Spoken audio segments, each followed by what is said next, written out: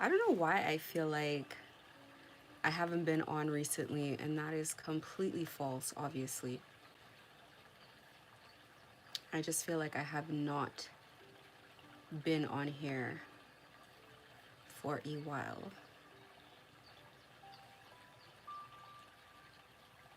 Okay, so today.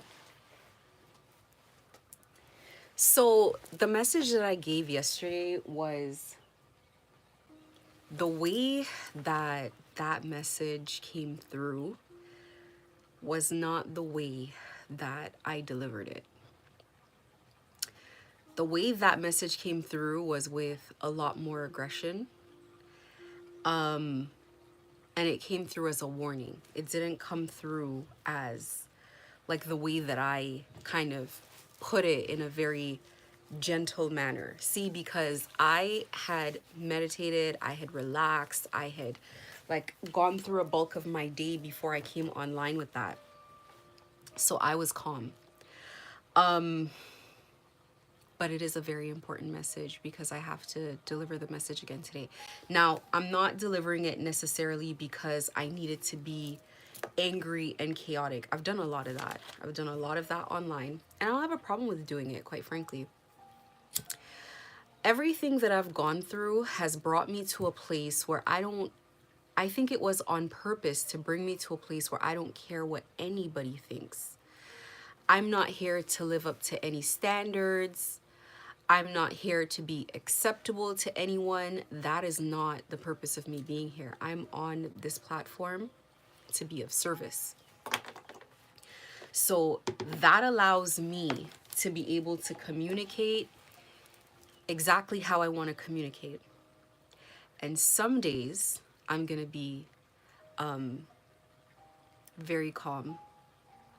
And other days I'm going to be, you know, the other thing. And I'm not concerned with how what I say truly impacts people because I don't want to get into that. I can't control how people are going to feel just because they don't like what I say. This process of what I've been through has taught me that accountability is expensive and not a lot of people can afford it. So people will take very blatant actions, and then when they find themselves in a pickle as a direct result of the actions they've taken, they're going to blame other people. Now, if someone could do that, then they most definitely are not prepared for any kind of truth whatsoever. So whatever I say that offends, you could report the video, you could unsubscribe, you could not come back. Whatever needs to happen, you got to do that for yourself. You got to do what you got to do for you. Don't make your issue my issue. That is not what I'm here for. If I deliver my messages with in the same emotion mood that it's given to me, this would be an aggressive channel every day, all the time. Because it's like, I don't think people understand that what is going on is with them is as a direct result of how the universe feels about them. Like that's how it works. If you're in alignment and the universe is happy with you, things will go great. And if not, then you are going to be tore out a new you know what. And that's what's going on for people right now. The results of their actions. And if you ask me, I think God has been too patient. God has been patient with evil people at the cost of good people suffering. Good people had to suffer for an exaggerated period of time so people could get their shit together. So I feel zero as I watch people drop like flies. And I am waiting for the biggest one in my personal life. I am waiting for it with bated breath. It's long overdue. So, that being said, The message that I feel like, or the overwhelming theme of what I want to talk about is you have to emancipate yourself. So yesterday, was it yesterday? What day was it? There was the Bob Marley song, and it was Redemption Song. And it starts off, it says, emancipate yourself from mental slavery. None but ourselves can free our mind. And when I look at, I come from a perspective of not just being gang stalked, but being gang stalked for a specific purpose, which is to be forced into drug culture, drug slavery. We gotta call it by the correct name, drug slavery. Now, for me, a lot of my advice is gonna come from the perspective of being forced into that sort of lifestyle. And when you're being pushed in that sort of lifestyle is different from normal drug mules. Normal drug mules, they are, or not normal drug mules, but normal gang stalking victims and drug mules is different. Normal gang stalking victims are those where they're just gang stalking you to gang stalk you to punish you. But when you're being gang stalked to be a drug mule, there's an end goal in mind of they don't just want you homeless to be homeless. It's like, okay, now you have nothing. Now you're going to listen and you're going to be a drug mule. Now that you're on your face and you have no money to support yourself, etc., now you're going to do as you're told. So they stick with you. It's not like, oh, well, you paid your price and you go. They stick with you so they can trap you. So when I give very practical advice, you have to sort of separate it in that sense. So sometimes when I would say things like, they're not gonna, and I'm talking on a physical sense, like people aren't necessarily looking to like shoot you, stab you, like unalive you essentially. That is, I say that from my situation because they need you. They've invested money in you and they want the return on their investment. So with you not being here, it's like it's scrapping it. Now in my situation, obviously I presented a challenge, so I know for a fact they wanted to get me out of here. However, that is not normal. Most people fold very quickly in these situations. And I think that's something that they were used to from all the gang stalking they did before. So getting to me and feeling as though, I hope it's sinking in now how unlikely it's going to be, or how much time, energy, and resources it would truly require to get this done. But if they don't, it is what it is. Everybody has to do what they have to do. See, this is my new way of delivering advice. And you know what? I kind of always give advice like this. I'm used to holding my tongue. But my new thing is, it doesn't matter what the consequences are. For me personally, I just say it and I get it out there. If you want the advice, take it. If you don't want the advice, don't take it. If I was guided to say something, I do. Because I realize I could literally say to someone, if you take one more step, there's a cliff and you're going to fall off of it. And it's very rocky and it's very high. And they'll be like, you don't know what you're talking about. And I stand there. I watch them take one more step. I see them fall. I look over, blood all the way down, dead body. Nobody cares. It's like I have warned every single person that I've ever come in contact with of how diabolical and sinister this situation is. This situation is so sinister. It is so, oh my God, I'm at a loss of words, but like it's so foolproof, I'll say, that God herself had to come and get me out, and it was still tough. It was still tough. So imagine if you do not have a direct connection to God and you start playing silly games. And all you had to do was say to yourself, if I go this way, this girl's probably wrong, but I avoid myself any possible way of involving myself in anything crazy. But if I go this way and she's right, I'm never coming out of it.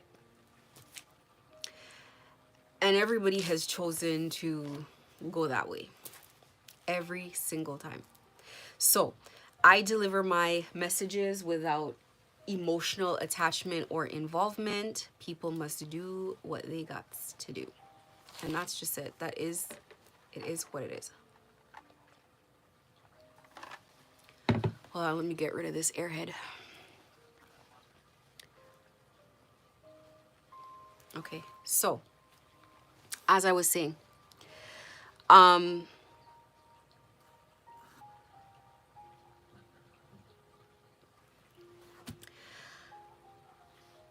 emancipate yourself.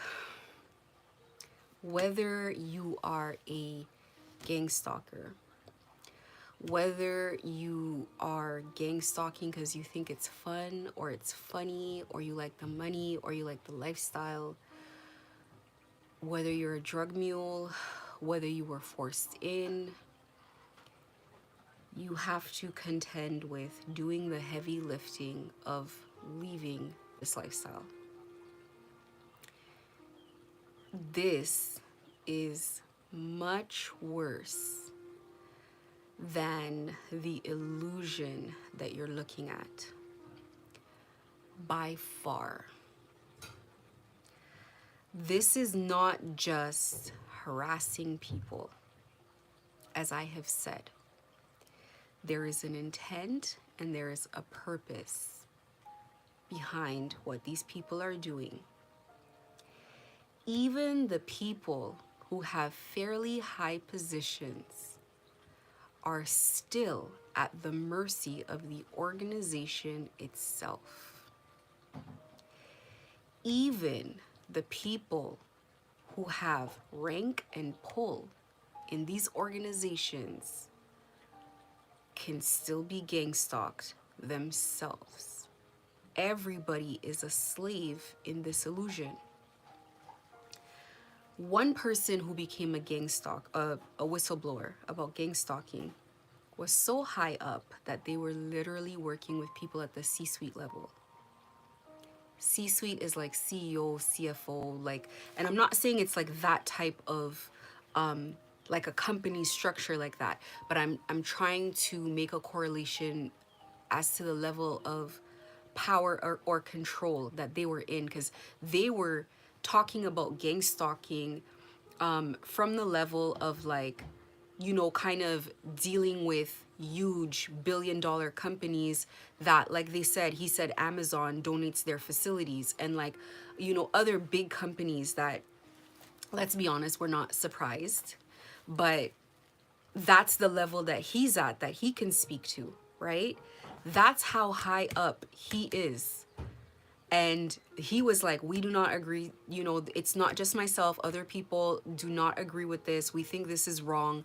We see where this is going. And he was the one who said they want to roll this out internationally. Like they want to, not internationally, but they want to roll this out where this is like a normal part of life, a normal part of society, where people who speak up, people who dissent, this is what happens to them. Now, when I first started being gang stalked, I looked up what gang stalking was, and I was reading a little bit about the history of it, and it was talking about places like the old Soviet Union, and places in Eastern Russia or Eastern Europe. Hold on. Guys, stop banging shit around back there.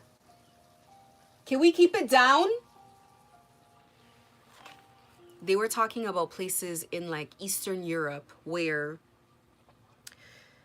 this is what they did, and they were doing it to political dissidents, people who were speaking up against the government, people who were whistleblowing, that sort of thing.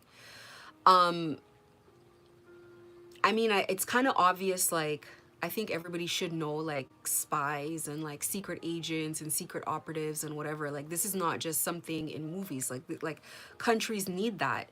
They need, like, I guess what they would call, I'm not even gonna go into it, but anyways, they need that. So these things happen where, you know, for me in my past life where I was working in corporate, we knew that certain individuals, we could not deal with them as regular people. We couldn't have their file in, like, with the regular population of files.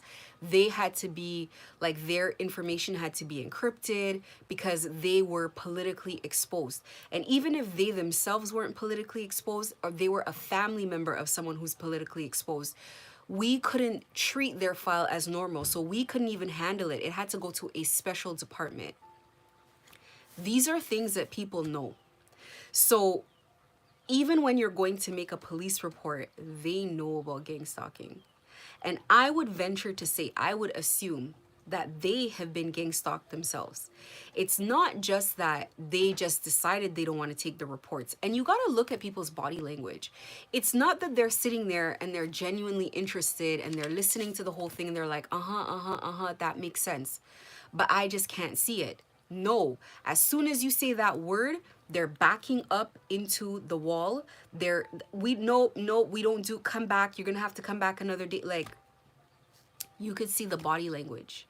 They know what it is and they know what kind of threat it is. I think most of the time with gang stalking, people just don't have any solid leads. They don't have any solid information. Who do we look at? Who do we follow? Whose phones do we tap to be able? I don't think it's that they don't want to. It's a threat. Do you want to know what I think?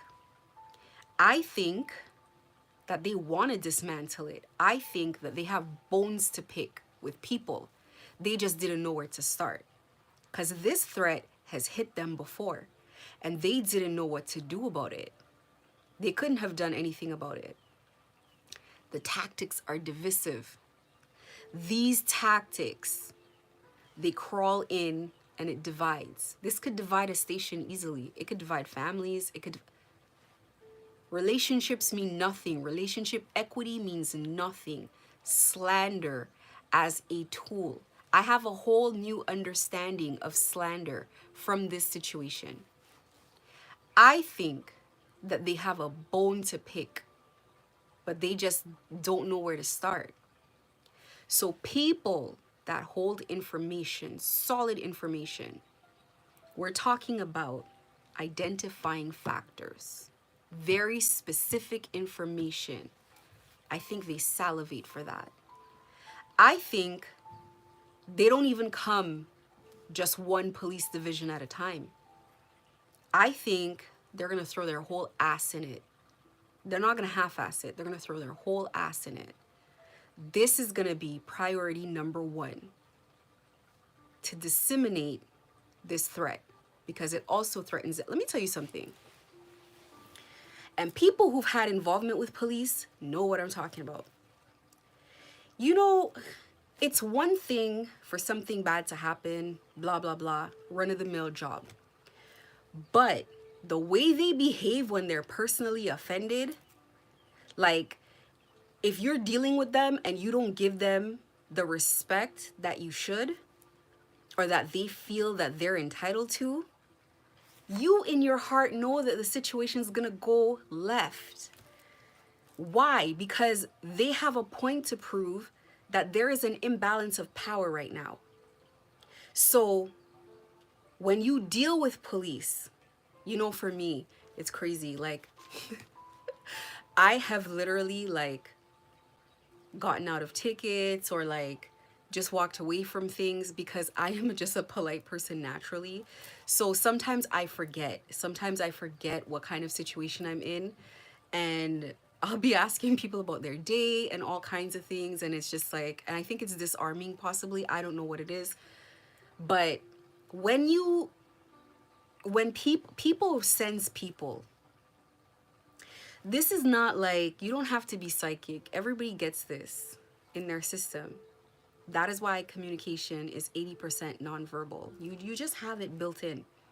People sense people. So when people come around, when people come around you, they can sense when you're fake, especially people like police. Like, they probably have training on stuff like body language and all of that stuff, right? So it's like, I'm saying all that to say, if you go into a situation with them and you behave one way, not all the time, don't quote me, because they'll still give you the ticket. They could care less, okay? But if you go into the situation, the way you behave or how they feel about you plays a very major role in how this shit's gonna go down. Now, you gotta think about how many police gang stalking took down. Ooh, ooh, ooh. Mm. Ah.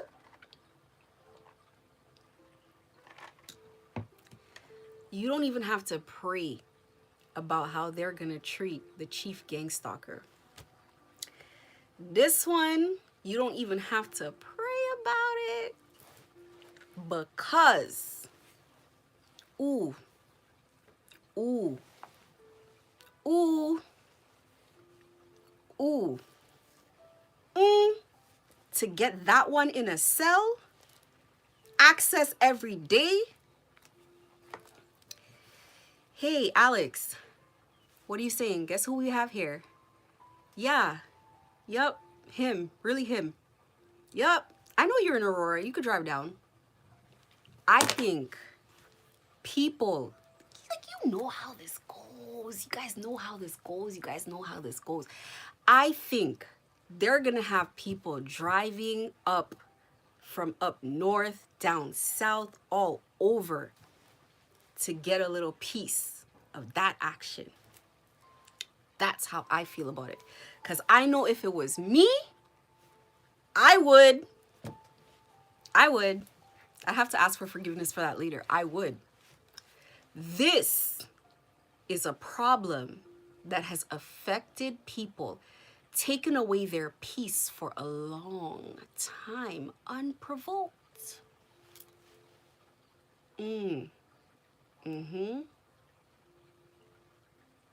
So,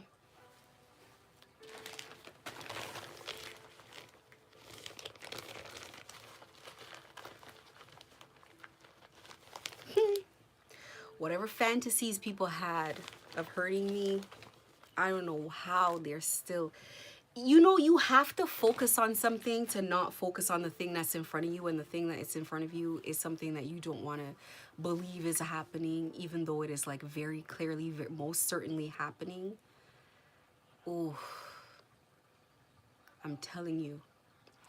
And to find oneself in this situation when you've lost gifts is crazy. I've been watching videos lately that have been talking about the fact that when you do spiritual work, you gotta be very patient. I've said this from the time I've come up here, that you gotta be very patient because you don't know how long things are going to take. Now, I remember in the beginning of this, I said via Twitter, because there was no direct communication, I said, I'm going to take your gifts. I swear to God. And I like to keep my word. Now, I'm not saying that I myself took them. Me, myself.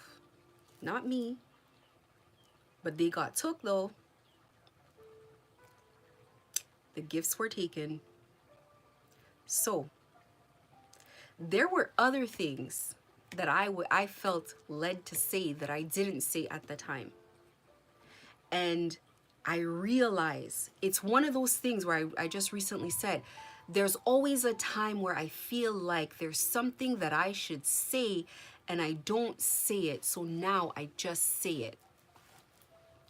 One thing that I felt drawn to say was, touch not my anointed. And I didn't say it at the time. I didn't say it.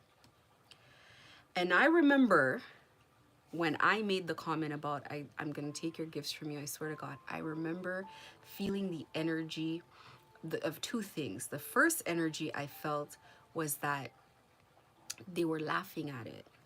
They were like, oh, ha ha ha, how are you going to do that? And the second energy I felt was the nervousness behind one particular person's laugh, that it was masking. The laugh was masking a nervous feeling. It has been that feeling the entire time, and it's only gotten worse. It has only gotten worse since then. There's always been that nervous feeling. The first nervous feeling, well, maybe not the first one, but one of the bigger ones was when the Instagram account got taken and the roles got reversed and it got flipped. That was the first intuition that was ignored. There were many that were ignored since then. When I said that people who play with me, I can't even remember, what did I say? I can't even remember. But the sentiment was, people who play with me do not get away with it.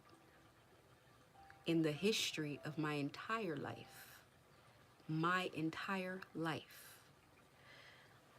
a lot of the times, I don't even have to pray about it. I just release it and I let it go. And that is a fact. I don't actually do anything. I just let it go. I acknowledge it, I see it, and I let it go. And they know now they know who's been taking care of it behind my back. Now they know. Let me tell you something. One thing you human beings are gonna learn is how to leave people alone and keep your hands to yourself. Because you guys have a very big problem with that.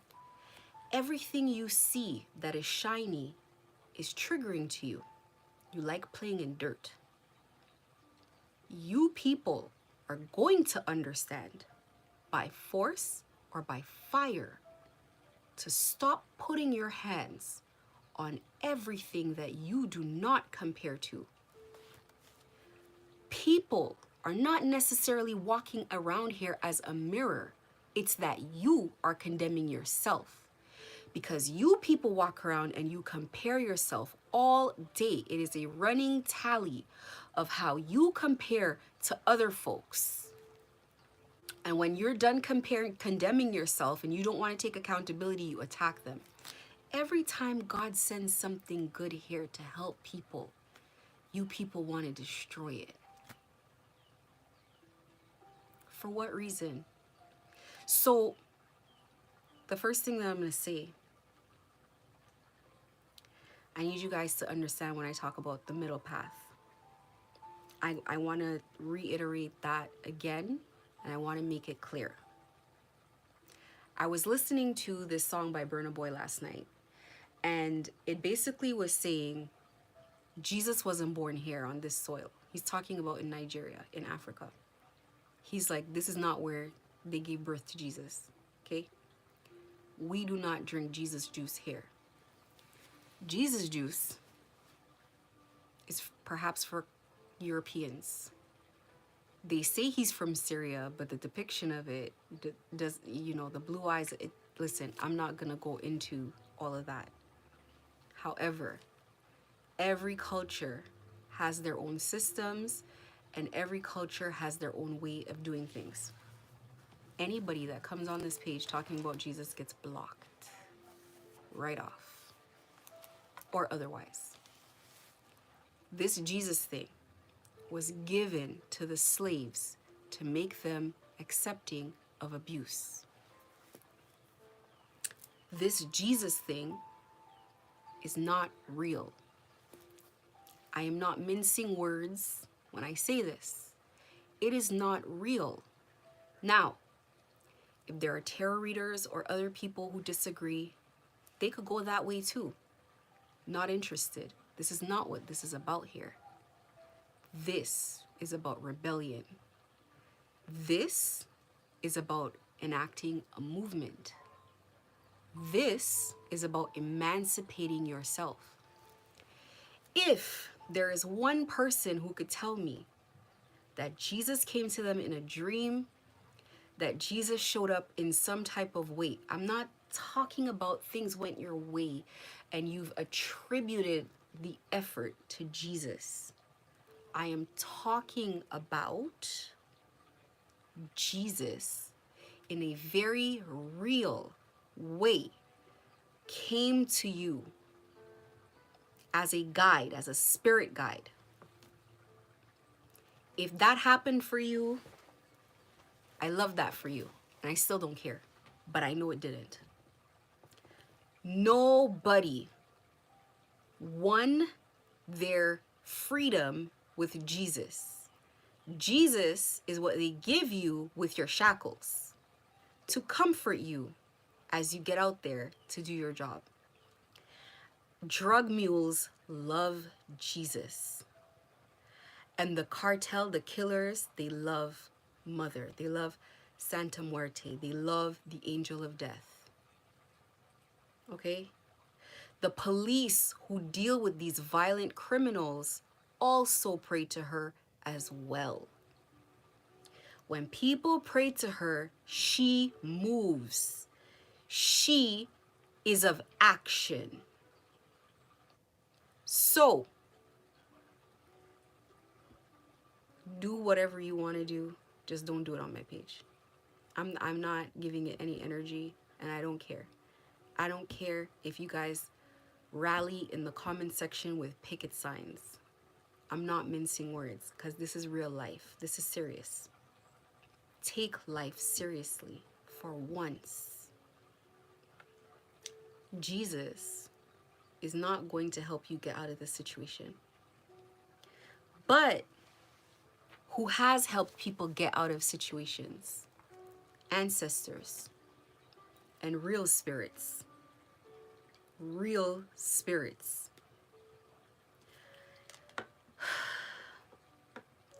I am hard pressed to remember a time I saw a Jesus figurine on an altar.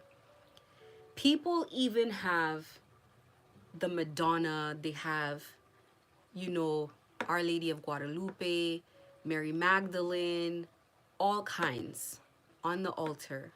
They have all the other saints on the altar. The Jesus on, maybe somebody has it on the altar. I don't know. I'm talking about a real active altar, like serious stuff now, not just like a decorative altar. I would be hard pressed, but again, it's up to whoever. My point in saying all of this is to say, when you find yourself with your back against the wall, try not to waste valuable time on, and when I say valuable time, I cannot stress it enough. Be very careful not to waste a day on that type of a prayer. Okay? Because when you pray to your ancestors and you're in these kind of situations, they show up instantly. Like, they don't need 24 hours to show up. They respond instantly in the moment. This is going to be tough. Some people get a choice as to whether or not they stay, depending on whatever is written in the stars for them. Some people are not going to get a choice as to whether or not they stay. They are not, some of you are not going to get a choice. It is written that you have to go through this journey, that you have to take this path. And not everybody makes it. In fact, I might venture to say that more people don't make it than people who do make it. I might venture to say. And when you do make it, you're of service right away, and that is not a choice that you get to make. That was already made for you. You are already of service. So you making it through is boot camp. It's training for how it is going to be. You make it through this, you're going to have to be able to withstand spell work. You are a spiritual warrior from that point on. You are not on your platform to be famous. to make money. You are on the platform because you are of service now. You're one of the universe's elite employees. If anybody sees that, has ever seen that video, you can tell from the video this person's making minimum wage or whatever. They just fired another person, or another person just quit, probably because of work conditions. And now this person has been hired to do multiple jobs, and they're just told they're an elite employee. Was there a pay raise? No. Was there... It's not about that. It's not about that. That is not what it's about. You're here to be of assistance. You're here to wake people up. You're here to do all kinds of things. You're not here to be friendly and for things to go back to normal. You don't get gang stalked and spiritually attacked to have a normal experience. That is how you get your ass in trouble. You see, I've really only met one tarot reader that understood the assignment. All the rest, they're gonna learn now. The spiritual community is under attack. They're doing beauty spells on people, and everybody's gaining weight, and you can see it. Everybody's gaining weight. Everybody's platforms are being attacked, etc., etc. Now, I don't know if some of these readers were they just received their gifts without like going through spiritual battle, but you know, I personally would have never felt comfortable reading tarot without knowing how to fight spiritually. I wouldn't feel comfortable with it. I wouldn't feel comfortable with it because you are going to be attacked. It comes with the territory. It's like saying, not only are you an officer, but you work with like the drug squad and they didn't give you a gun. And you're in the field outside. That's dangerous. That's insane. That's crazy. And it's, I don't know, far be it for me to tell anybody what to do, because nobody listens anyway. That's why I don't tell anybody on their platform, oh, this is not normal, that is not normal. They don't understand what they're dealing with. People got to learn the hard way. And unfortunately, with this situation, you don't just learn, you're stuck. You're stuck, you're done. For me, I feel like I know. By the time you know what is physically going on in your environment, by the time they get you there, they've already done a whole bunch of spiritual work, a whole bunch of binding work, a whole bunch of whatever you could think about. They've already done it. The work has already been commenced. And you're talking about people at this time, talking about the whole tarot community is everybody's against everybody and everybody has an issue with everybody. So they've already started their campaigns of division. Their divide and conquer campaigns have already begun and are in full rollout. And they get to sit back, stretch out their feet, and watch everybody fight. So, the middle path. The middle path is a path that you walk when you can take any path. If you are still only on the path of righteousness, then this might be quite difficult for you and short-lived. The middle path is a path you take because you're not on either path. You're gonna have to call judgment on situations very often. Very often. It's irresponsible not to. So if you're in your love and light, oh love, be kind. Look at where kindness got you. What are you talking about? This is a life, if you survive this, forever changed. It's forever changed. You're never going back to Kansas. It's done. You're never going to have friends like you did before. It's not safe. You can't trust family. You can't trust. You are forever changed if you can survive. That is the best case scenario. If you don't survive, you're stuck over there with them. You're in the labyrinth now. It's insane that people could read all, it's like, what have you been channeling? What have you been talking about? People could read all about this. People could talk all about this on their platforms about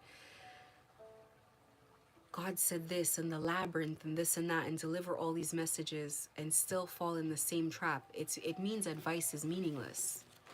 A lot of things people just have to feel it.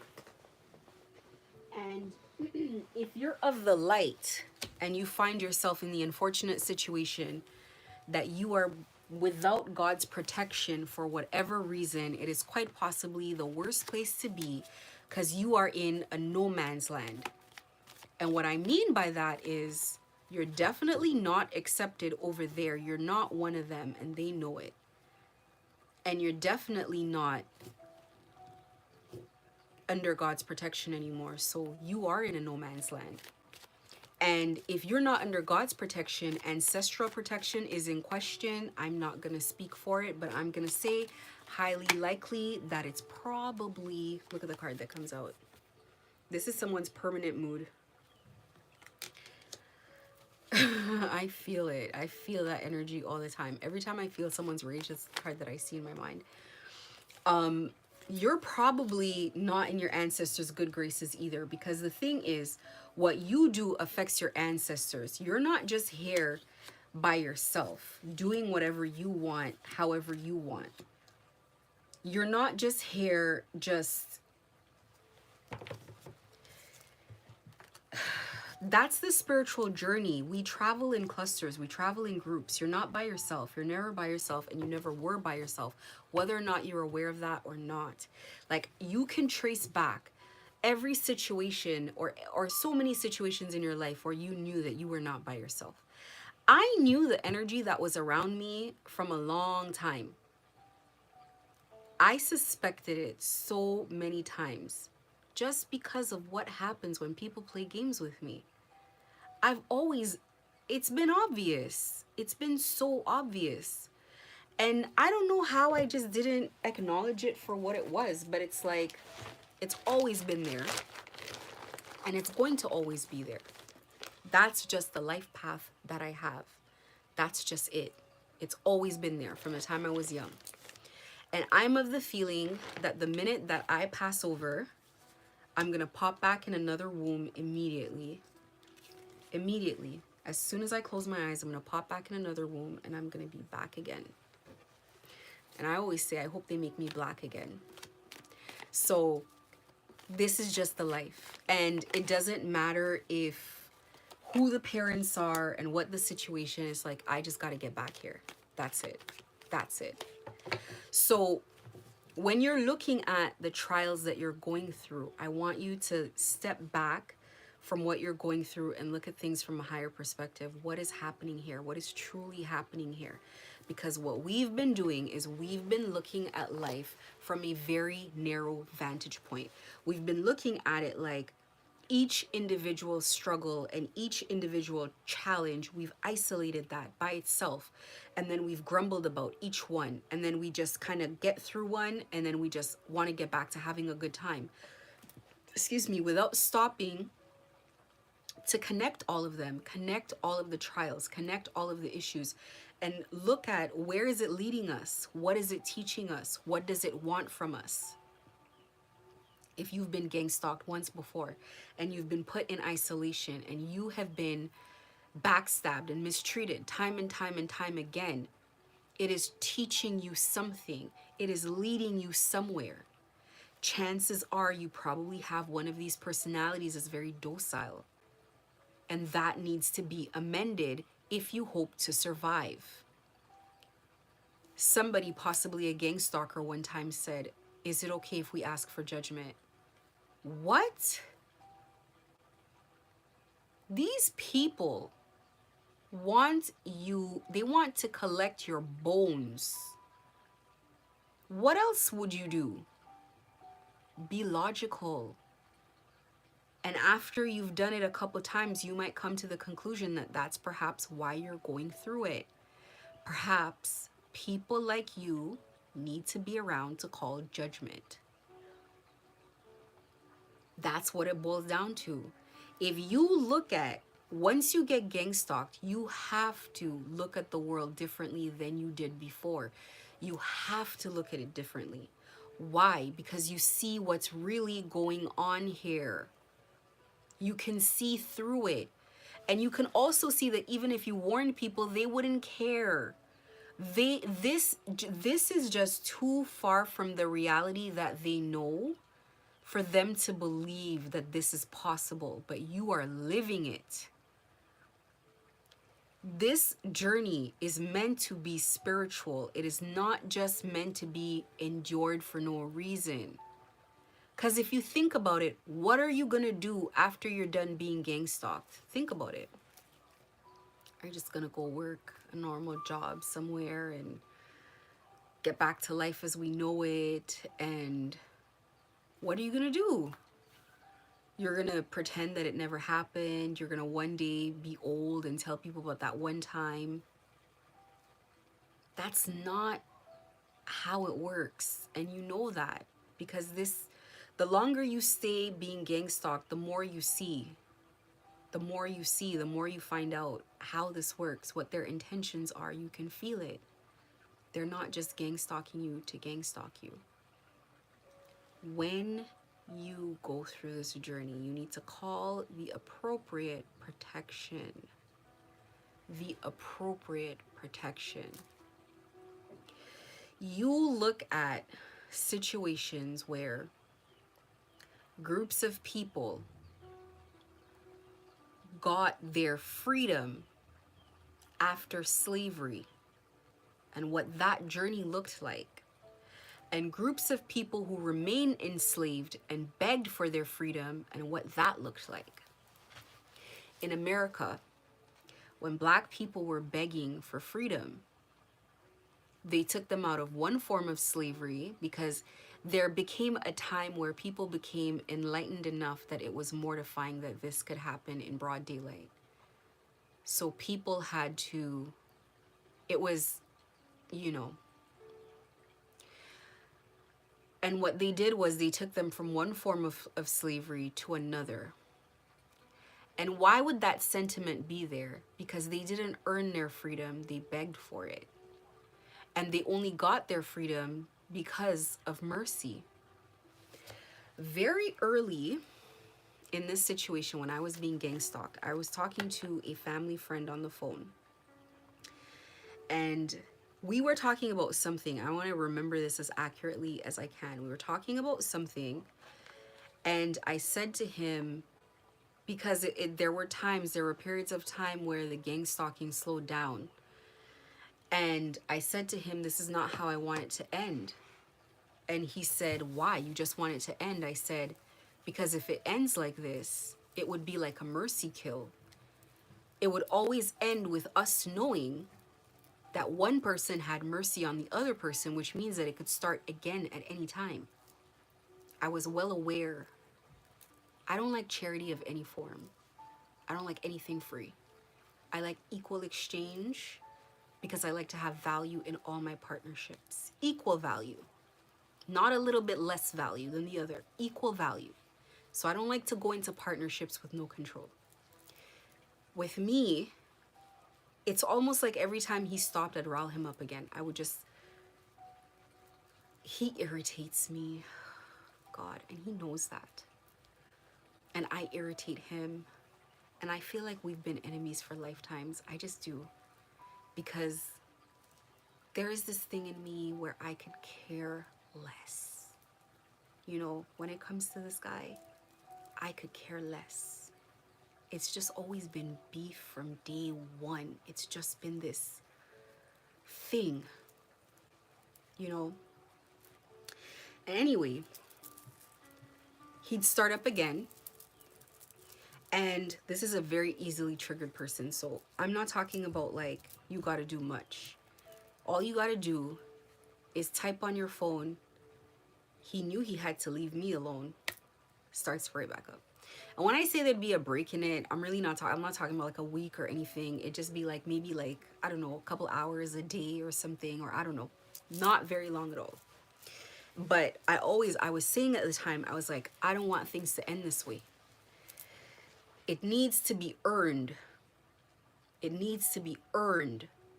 If it is not earned, then you know and they know subconsciously that they won, that they let you go out of mercy. It's not done until it's done, until it's done, until you make it be done. That is how you finish something completely. You close it out properly. You do not leave loose ends. This is law, especially, and this goes with anything.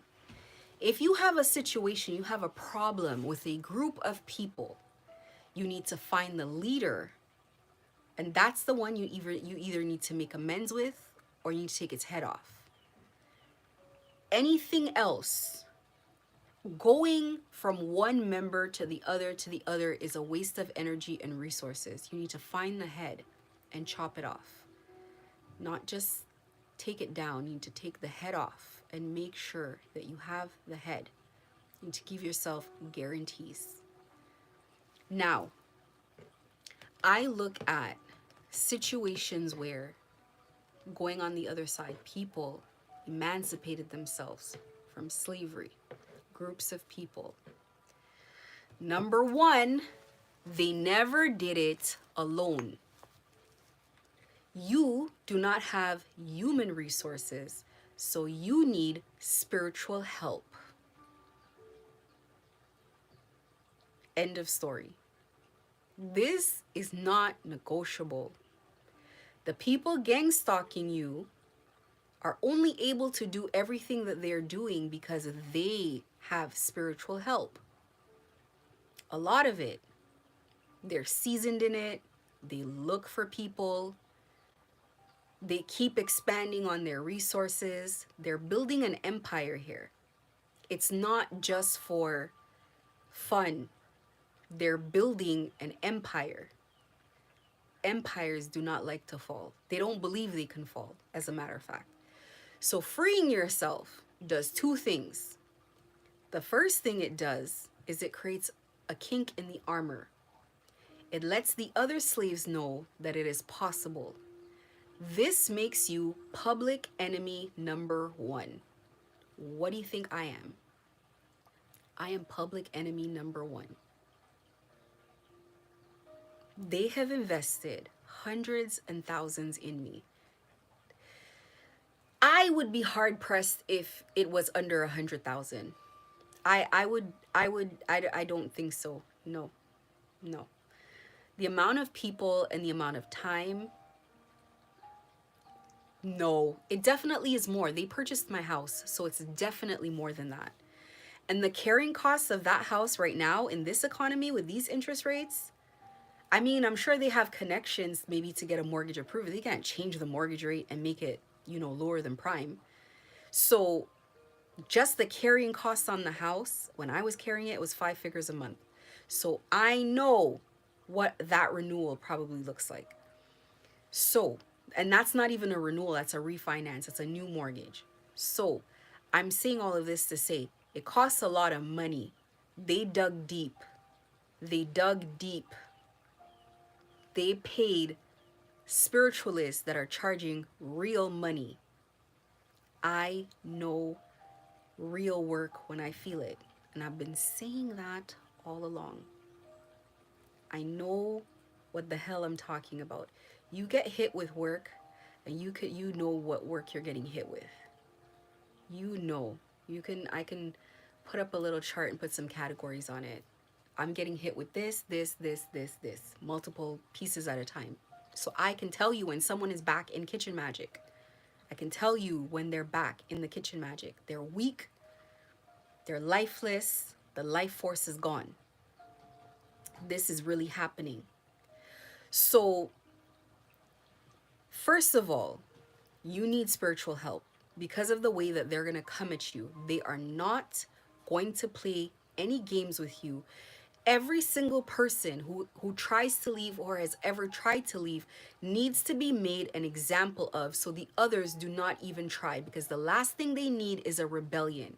Because the truth is, power structures are built in this way. There are more of you than there are of them.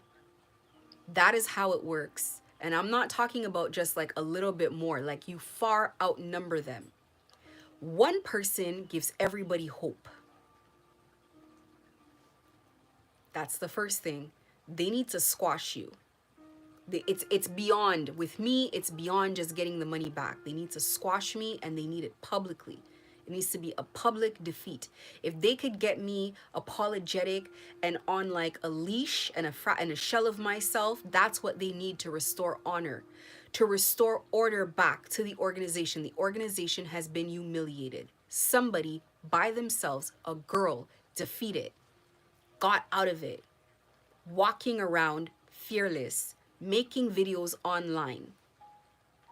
So I have the authority to tell you that you need spiritual help. And then you need to take it deathly serious. You need two hands to clap. One on the spirit side, one over here. You're going to need multiple hands on the spirit side, not just one. Or you're going to need one that has a militia behind it. Because if you have just a couple ancestors, they will overpower your ancestors for sure. Early on in this, I felt when they were overpowering mine. And that's when I started calling in everything else. It needs to be taken seriously. And with all this help and all this guidance, it has still been rough. And it has still taken 2 years. This thing was fought and people were getting beat down. People knew what was happening. They knew it was backfiring. They knew everything, and they still keep going. It's like fighting an army of undead. They keep going. Why? Because people who work, let me tell you something. So people who study spell work, magic, voodoo, whatever you want to call it, they know it's like studying, what would I say? It's like playing with explosives. Thinking that it's never going to explode in your face is crazy. Instead of stopping when it explodes, they look for methods to clean it up and remedy it. In order to get to the point where you could start charging people for work, like you're that confident in what you're doing, you know how to handle your backfires. You know your way around. A couple backfires is not going to stop anything. That is a normal day. A couple ancestors is nothing. That is a normal day. They'll just go after your ancestors. They will get on a plane. We're talking about the cartel here. They will get on a plane and find the graveyard. You think they didn't already do that with me? Let's be very clear. The kind of forces that you're fighting, this is like high level stuff. And these are people that have entities riding them. They are possessed. And possession does not always look like what you think it looks like. People are walking around very much, aware and feeling in control and feeling great and acting normal while being possessed. It doesn't, because you're talking about people that they invited it, they called it, they paid for it, they want it. And I'm not just talking about just John Ferreira here. I'm talking about in general. People go pay for these energies. These are people who live with energies in their home as a normal everyday. These are their family members. They feed them. They talk to them. They pray for them or pray with them or to them. This is the type of energies that you guys are dealing with when you decide to take this walk. This Christ walk is what I call it. Because you're going to have to strap a cross to your back while you go through these attacks. Like, it's going to be difficult. Barefoot. It's going to be difficult. Telling someone that it's not going to be difficult is In my opinion, it's not going to be helpful because somebody might think that this is going to be done in a month or two, and they might erroneously expend energy that they should have been saving. If you know that you're going to be fighting something for 5 years, believe me, there is no point in wasting any energy for the first 4 years. And then the 6 months after that, like at the 4.5 year mark, you know, you want to be the one who's strong. You do not want to be the one that's sick, lifeless, weak, broke, lost connections. Because the enemy who's been conserving energy the whole time, that's all they've been waiting for. And the way they're going to treat you in that last 6 months, because they knew it was a 5 year battle, you're going to think to yourself, damn, I am lifeless. They have no mercy. They're going to show no remorse because they've been taking 4.5 years of abuse. They've been noticing who you are for 4.5 years. When they get to that last 6 months and they start expending the energy that they've been storing up, believe me, you're going to want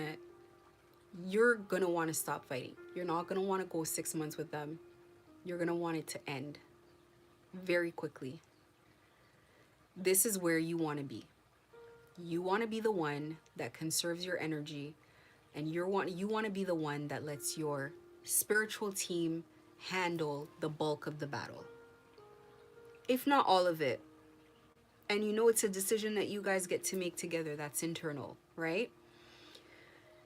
It's not going to be short because people did not work this long, put in all this effort to watch everybody just get up and walk in a mass exodus. This is what they're already gearing up for. This is why the entire tarot community is being attacked. They're gearing up for knowing that other people are already, the wheels are turning, the wheels are turning. They know it, they feel it, they smell it. Why? They have cords in everyone. They have etheric cords in everyone. So they know that all of a sudden you started praying. You're looking certain things up. You're thinking, they know. It's their job to know. Now, with the drug mules, if it was bad enough that they got into a relationship with someone who can see them, this was me. I was the someone who could see them. If it was bad enough that they got into a relationship with someone who could see them, then think about how much worse it would be when they start calling for ancestors and spiritual help. This is at the top of the alarm list. This is alarming. Why? Why is it so alarming? Well, there's obvious reasons, because you're building up defenses to the real threat. The real threat is not the gang stalking and the following. That's not the real threat. That is a distraction. That is intimidation. That is fear tactics. That is there so you don't act, that you don't move. It is there to mentally immobilize you. The real ammunition, is the spiritual work that they're doing. It's the entities that they have contracts with. In order for this empire to have been built and to have been indestructible like it is, in order for it to be built in the way that it's built with the protections of the law, these are built on agreements with entities, with dark forces. It is agreements that are put in place, contracts. Every spiritual contract has a equal give and take. Maybe not equal. Sometimes, a lot of times, people come out with the shorter end of the stick. For sure. For sure. I see it all the time. But actually, most times, most times. This is why you don't go to spirits without your ancestors. You don't even negotiate with spirits on your own. You go with your ancestors, pre-negotiated, pre-figured out. That's how this is supposed to work. Responsibly. Now, these people have agreements with these spirits that, okay, you're gonna have all the money, all the wealth, all the power, and the worldly protections. No lawyer is gonna take you down. No police can take you down. No enemy can dethrone you. You will exist. They will know you exist. They will fear you.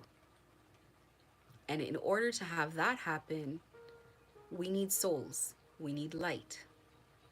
You will notice that people who are dark in this world don't need to be gang stalked to enter.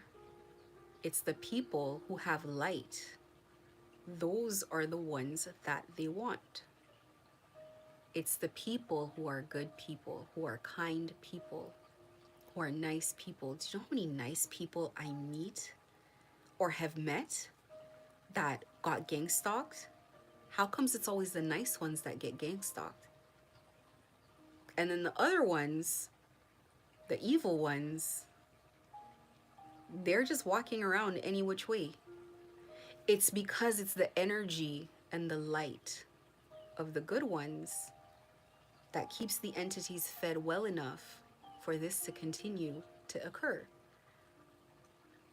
Do you ever notice real gang stalk, like real victims of gang stalking? You can tell who they are.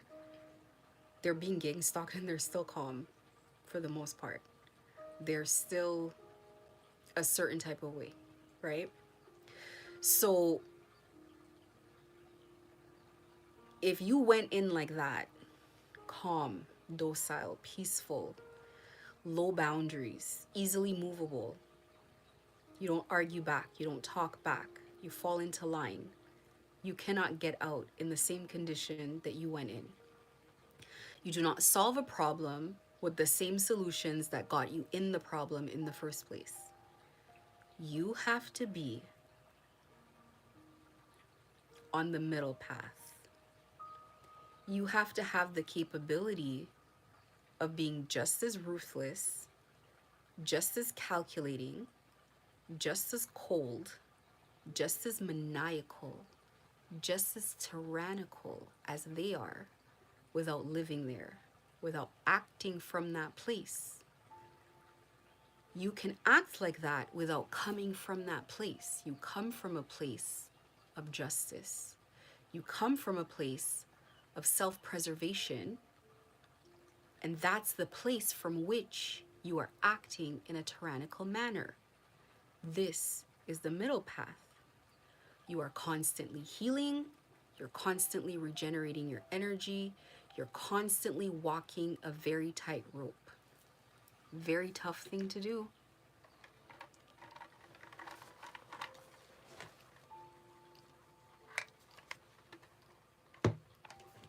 When you get the opportunity to ensnare one of them, even if it's one, you must remember the 4.5 years of abuse. Remember what they did to you. Remember that they wanted to collect your bones. Remember that they wanted to parade your bones around to people. So we don't pray for people like that. There's no mercy. There's no, well, God said we're at war. We are at war. You need to break those chains. Those are chains that are on you, spiritual chains that bind you in position in this place. Spiritual contracts, spiritual pacts. A lot of people have already been sacrificed and they don't even know it. You're not coming out of this by yourself. You're not walking away by yourself. And you call out to your ancestors, you call out to your protection. They will come. They will come, but you're not calling. And when they come, they're not going to come like Jesus. They're going to come in real life. You're going to know they're there. They're going to speak to you in any way possible for you to get it. You don't have to be psychic to get it either. They will communicate with you. They will let you know that they are there. So The middle path is going to be something I'm going to have to continue talking about, because I need people to understand like how to do that. You need to be able to take action, to say prayers that are, you're in a position to call judgment on situations, and you have to do so. It's not something that you've been given for no reason. You're in a situation where you're in an injustice and you're innocent. That gives you power. That gives you spiritual leverage. Spiritual law is in your favor. It was unprovoked. That means that you can take action without karma. It is unbalanced. And I don't mean you yourself take the spiritual action, but you can call for your spirit team to take action, and they know when, where, and how, and you need to leave it in their hands, but you cannot do this without them. I'm going to use the story in the Bible of the Israelites escaping Egypt as an example of what I mean. They were enslaved for a very long time. When God parted the Red Sea and they walked through it, the sea had to close in on an army that drowned. We were not thinking about, oh, but they're fathers and they have children. Oh, but they're human beings. Oh, but God said we should love our neighbors like, listen, do you want your freedom or not? Because the biggest waste of energy is people who you go to defend and they voluntarily walk back into the struggle on their own. Not everybody's gonna make it. You need to be mentally prepared for that. The journey to your emancipation looks like that. It is difficult. It is trying. That is built into the plan. It's how it goes. They had to leave with nothing, probably just the clothes on their back. They had to walk the entire Red Sea. Go Google how big the Red Sea is. Like, imagine walking across an ocean, okay? An ocean. They had to walk, well, it's a sea, but you get what I'm saying. It's not like, it's a long walk. They had to get to the other side. They're in a desert for God knows how long did they spend there. I don't want to misquote. I think it's like a long time. I think it's a couple years or something like that. They didn't know where they were going, and they're following somebody who continues to receive messages, and they don't always agree. They're starving and they don't like what they're eating. They were provided for enough to survive, just enough to get them there. No steak and potatoes, just enough to get them by. Manna. I talk about manna being like, it's like unleavened bread. It's like bread that the dough doesn't rise, cracker bread. It's just enough to get by. You're not getting fat on this. You're not comfortable. There's no beds. There's no umbrellas from the desert sun. This is the path to freedom. It is worth it. Because when you get there, even if you get there in old age, now your children and your children's children have a fighting chance of living a good life. This is what it's like being a drug mule, is that your children are now automatically drug mules. There is this one girl who I reached out to, this little girl. She has 1 million followers, probably not real followers. She's agency represented and all that. And she reached up back out to me immediately, and she's like, yeah, I take gifted clothing, which never happens, And when I looked at her page, this little girl is not in school. This little girl is in like online school where she can school from anywhere. And she's always on a private jet going back and forth to some Latin country. Always with her parents. This is what being a drug mule is like. All the rules that you know, everything that you know, you're in service. You're in service. Your kids are in school, take them out of school. Put them in online school. They tried to do that with me too. Tried to get someone to befriend my daughter so my daughter could come convince me to be in online school. No, no. She's gonna go to school. They try to do everything that they can. Now, maybe in my situation, that was because they want to get rid of us and they want no one calling, you know. So if somebody goes missing for a while, then maybe the online school is less likely to call, or no one's going to come visit, or who knows what. I don't know. However, no. Emphatically no. So the girl, after my daughter didn't go into online school, they knew that my daughter was in school, just ghosted my daughter out of nowhere. And I'm trying to teach my kids to connect these patterns of things that happen and that this is not normal. How you even meet some girl that's in online school anyway, that's not even your friend? How did this happen? You were targeted. Drug mules, kids, or gang stalkers, their children, well, at least the gang stalkers for the cartel, their children are of service at any age. You die in this organization.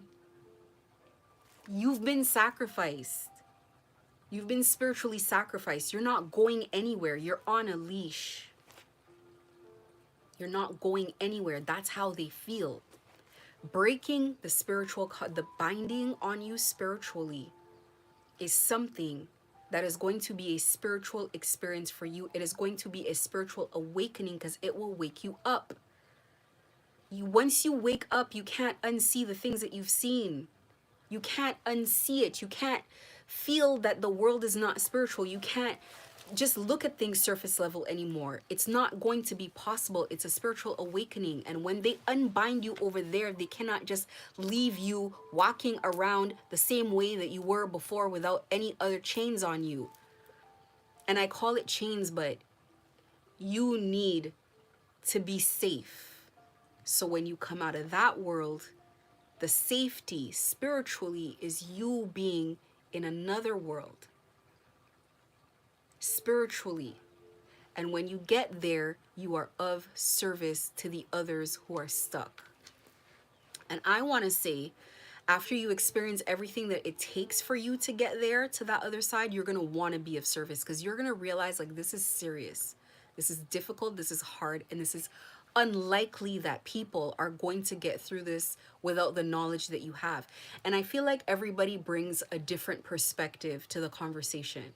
So it is important to have these perspectives. It is important for people to know what's going on and how serious it is and how dangerous it is.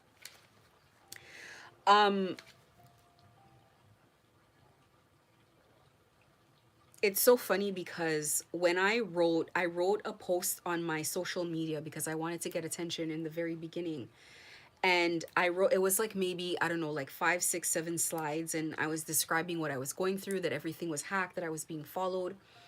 And one of the things that I had said was, on the last page, I said, the last slide, I said, my ancestors were slaves, and this is something that I promised myself that I will not be, is I will not be a slave.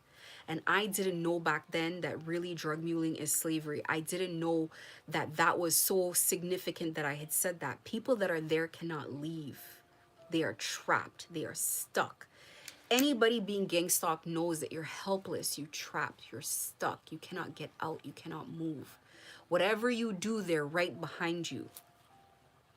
This is the binding, the soul tie. You may not have the ability to feel that they have these spiritual cords to you, but it's just like when people say, yeah, I left my cell phone home, but they still found me. Yeah, like this happened, but yeah, like they find you through your energy. They find you through your emotions, what you're feeling. They figure anything spiritual, it does not, the reason they're doing this spiritually is because it supersedes human law. Everything has to happen spiritually first, and then human law must follow. This is why it's important to tap into your spiritual side. Even forget being gang stalked in general in life. That is what manifestation is. It is establishing it first in the spiritual side, and then it happens in the physical side. So they don't care about the police. They don't care about the law. They don't care about any of that because you're already binded spiritually. They don't care what country you go. They don't care. And they knew that their organization was going to get undone, and this was the time that it was going to get undone, and they're seeing it now. They are seeing it now that the organization is going to come undone. They've done it by their own hand. And I'm going to get into that in a bit. Fear. We need to address fear right up front. That is your first lesson before anything else, is the fear. Fear, I talk about, if you look at a chart of emotions, fear is not as low as you think. They want to get you afraid, but that's not where they need you. They need you embarrassed. They need you to be shamed.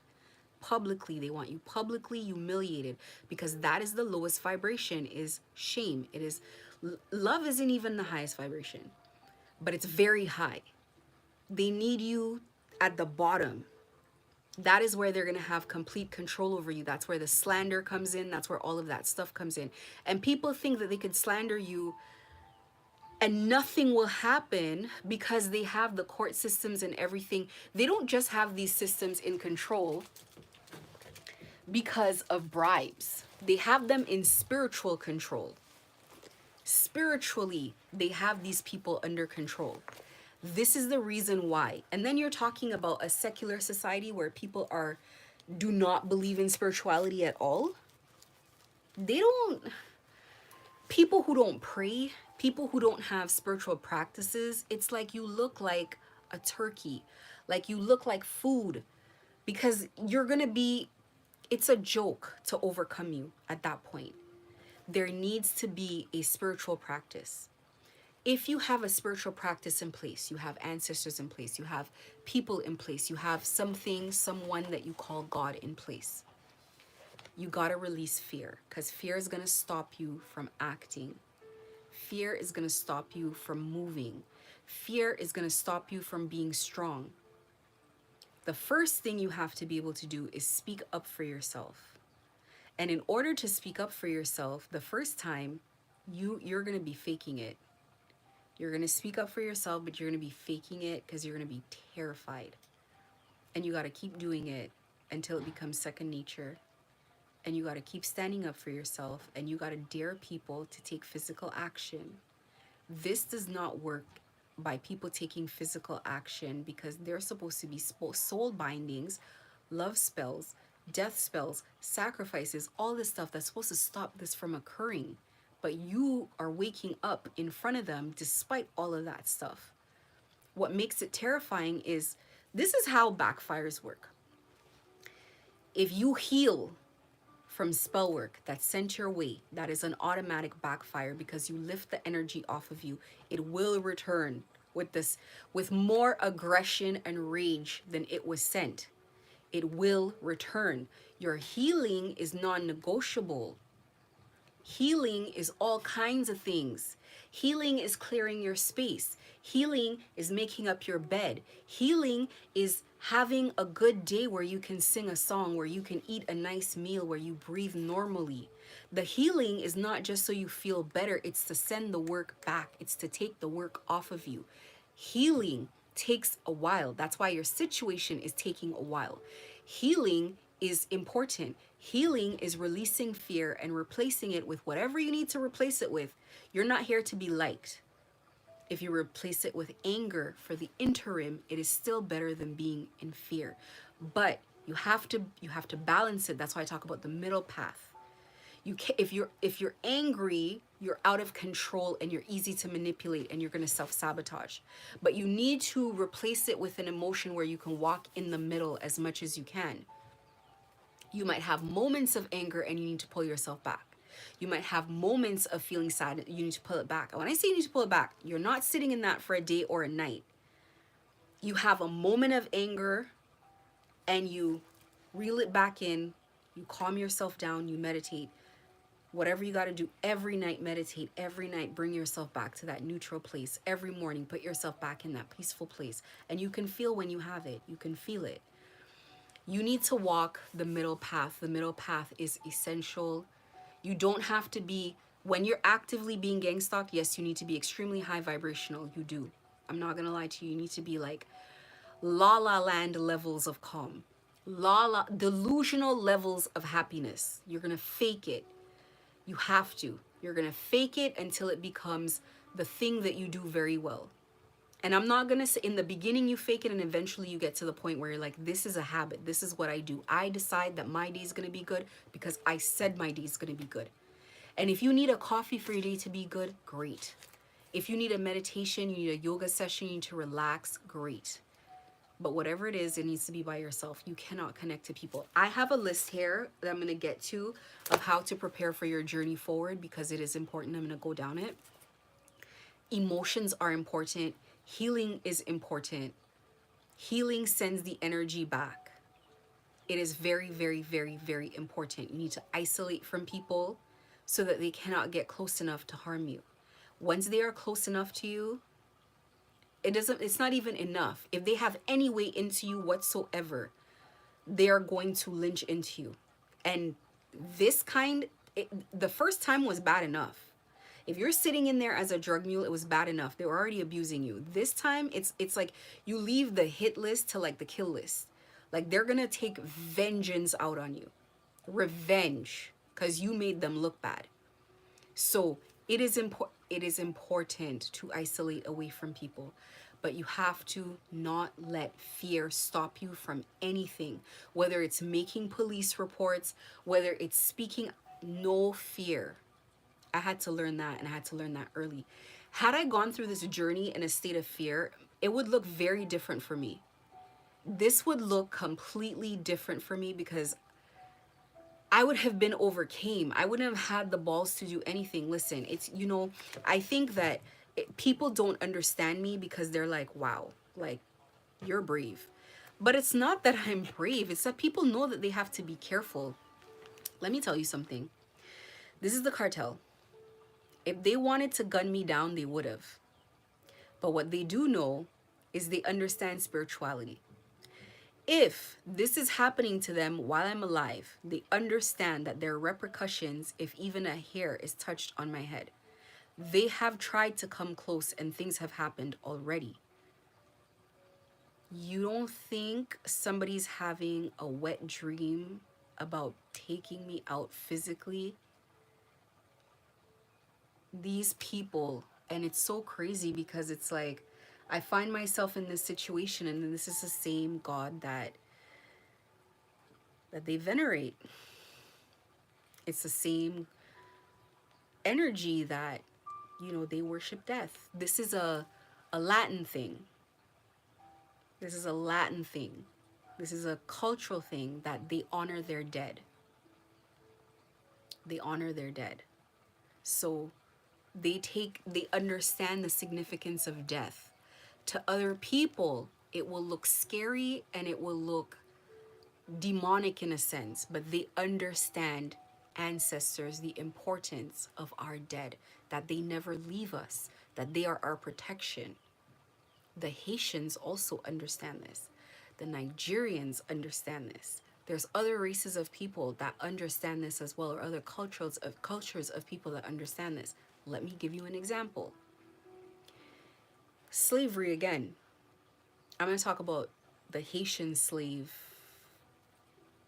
Haiti was one of the only countries that in the Caribbean that emancipated themselves.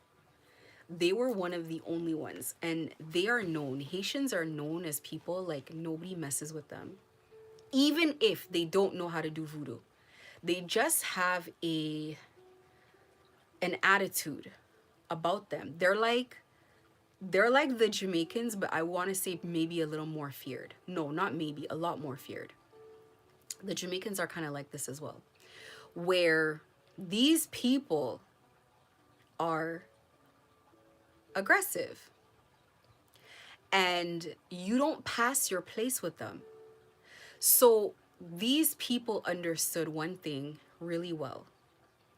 that their ancestors who passed away in violent ways came back very aggressive, as very aggressive energies that wanted revenge. And it was their very ancestors that passed away that helped them liberate their country. I would not want to be a plantation owner in Haiti at all. They probably they probably did so much to those people. Like, you have to understand, to put all the resources in and have all the big contracts back in your continent, and you have to evacuate an island, run. And I'm pretty sure the ones that left didn't make it. They didn't make it back home for sure. Because you're talking about energies, your dead ancestors that came back. You have to understand how ancestors work on the other side, and I've dealt with it myself. Don't ask me personal questions in my life. I don't know you from nowhere. It's none of your damn business. Anyway, they had to be people who, like, I'm looking at when the heavy stuff was hitting me, what that felt like, and I can only imagine being a plantation owner and sitting around and feeling work. Let me tell you, see that type of work? That's not the type of work that you don't know hit you. If you have no experience, maybe you don't know, like, work is hitting you. You might just think, oh, maybe I'm sick, maybe I'm delirious, maybe I'm whatever. I'm telling you, when that work hits you, and if you know that work is hitting you, you know that work is hitting you. Like, it's that strong that you physically feel it. It's not like other stuff that happens and then you have some bad luck. It's not like kitchen magic that, oh no, my favorite bowl broke or what. It's not like that. It takes over you. It's tough. It feels like there's a house that's just been dropped on you, and you have to get up. Getting up from that physically is ridiculous. Healing from that type of work is crazy. It's nuts. It takes physical, mental strength to get up from that. But just getting up from that and shaking it off, it takes a while too. And shaking it off, when you shake it off, it means it's going back. On its way back, it's hitting a number of people. It's not just taking out one. It's hitting a number of people. That has to pass. The practitioner needs a piece of that. The person who paid for it's taking a piece of that. All the families of everybody that's involved is taking a piece of that. Because remember, the work was hitting you with that intention. That's how it was programmed. So people are wondering, how comes they feel this way physically? How comes they feel like there's no energy in their body? There's no life in their body. Like, their life itself feels like it's draining. Like, when your life drains, you can't even get out of bed. You can't even hold your head up. It's like it's like they put an anchor inside of you, and it's gonna anchor you down. You can't even do your job.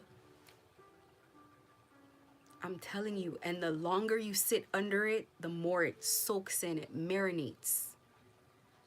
Now try cleaning off your own work. This is why backfires are a problem. Let me tell you something. If you send out work to somebody, you light the candle, whatever, and it didn't hit at all and it came back, like it didn't hit at all and it came back, that is a problem. That is already a problem. Now, I'm watching this one spiritualist, and he says, you got to stop the work. You got to stop it immediately. And he's saying you got to stop it in a couple of days. You got to stop it right away. He's like, don't wait a couple of days. You got to stop it right away. Don't let that thing really hit.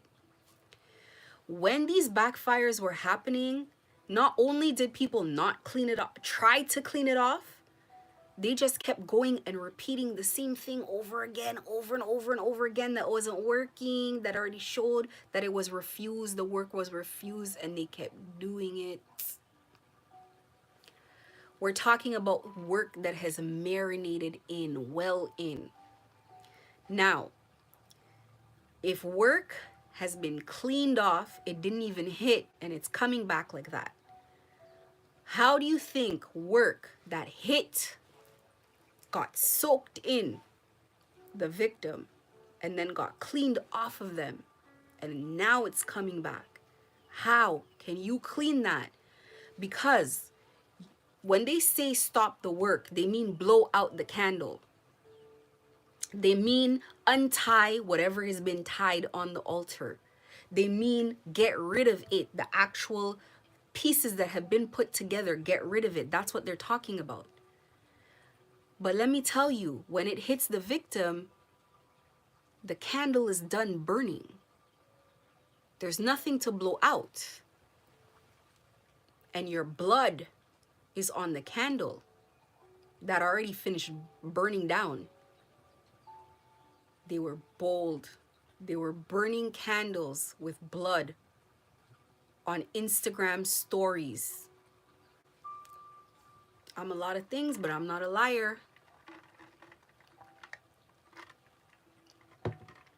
They were taking pictures of their altar in the Instagram stories. They were so confident of their work. They weren't even hiding it from me, from my page. They weren't even restricting it from my page. The same one who did that blocked me now. Why she blocked me? Why she blocked my account? And what's that gonna do? They let the candle burn all the way down. And when the candle burns, you gotta wait for the work to hit. You gotta wait. So all that time, marinating.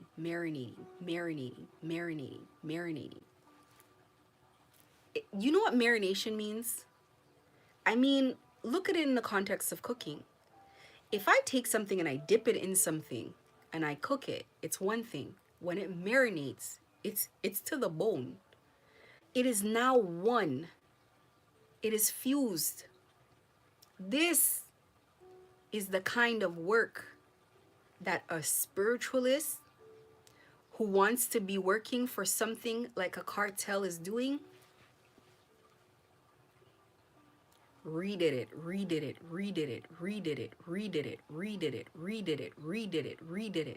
And every day, as soon as I wake up and I get outside, they're like, is she? They're looking for signs of life. Is she stressed out? Is she going crazy? Is she eating? And they'd come and see me at work laughing and talking to people, and I know. Doo-doo. I know. But you know what? This is not a real spiritualist, like I kept saying. I'm the one that kept saying it. I'm not saying this person didn't have gifts here and there. I'm not saying this person didn't have strong willpower or wasn't a tyrant. But I'm saying this person was doing things that they should not have been doing because they don't know what they're doing. This person, part of it was not wanting to be embarrassed, and part of it was being bullied by their true enemy, their doppelganger, their boss. You think you're a bully, and now you're in a relationship with your real bully, the one who doesn't understand English, the one whose coconut head put the whole organization in a problem. Even today, they still want to continue. I love it. For people, you have to sit back and you have to say, this is to my benefit that they want to continue. They must continue. The whole organization cannot make a dollar if they tried. You want to talk about playing in the spirit. If you manage to go get a job right now and make a dollar, the spirit will knock it out of your hand. Nothing can move right now. Nothing can move. They want to starve you in slow motion. You're talking about spiritual stuff, not the hocus pocus bullshit that you guys are always doing out here. Everything is always a joke. Everything is always what you see in front of your eyes. Everything. It's like that's how God has to get your attention. Slow motion. That's why they bring people like me who can endure. Cause we gotta take it slow. Oh, you think these spirits want to take you out? No. They want to skate. They want to skate at the edge of the cliff the whole ride. They want the car to be like this on the cliff the whole ride. They want it to almost fall, roll down, bring it back up, do it again. The anxiety is going to be intolerable. Every bully has a bully. Every enemy has a bigger enemy. And now all of a sudden when your work comes back, enemies are airdropping down and rising up out of thin air. Everything is looking crazy. At the time that you have no money, here comes your worst nightmares. Spirit realm. That people play stupid games that's not worth it, and they still want to keep going. So, send more work. That's all they're doing.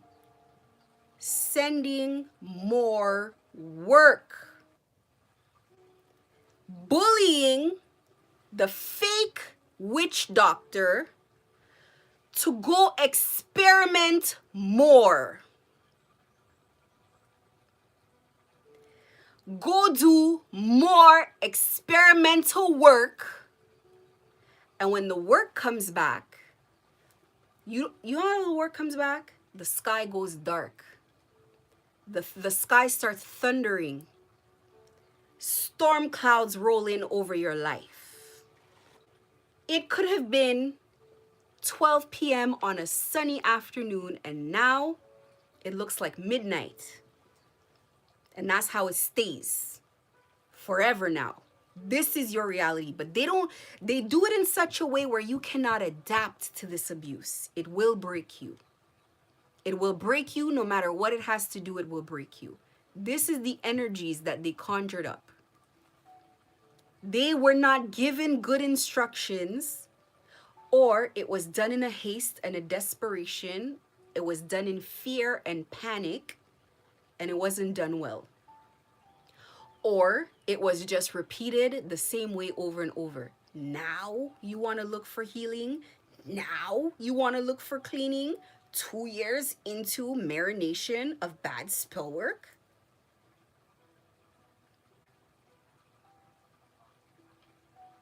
You people, what is the purpose of having money and having resources if you're not even able to utilize it properly? Everything is spell work. Everything is spell work. Everything is two hands to clap, a physical world and a spiritual world.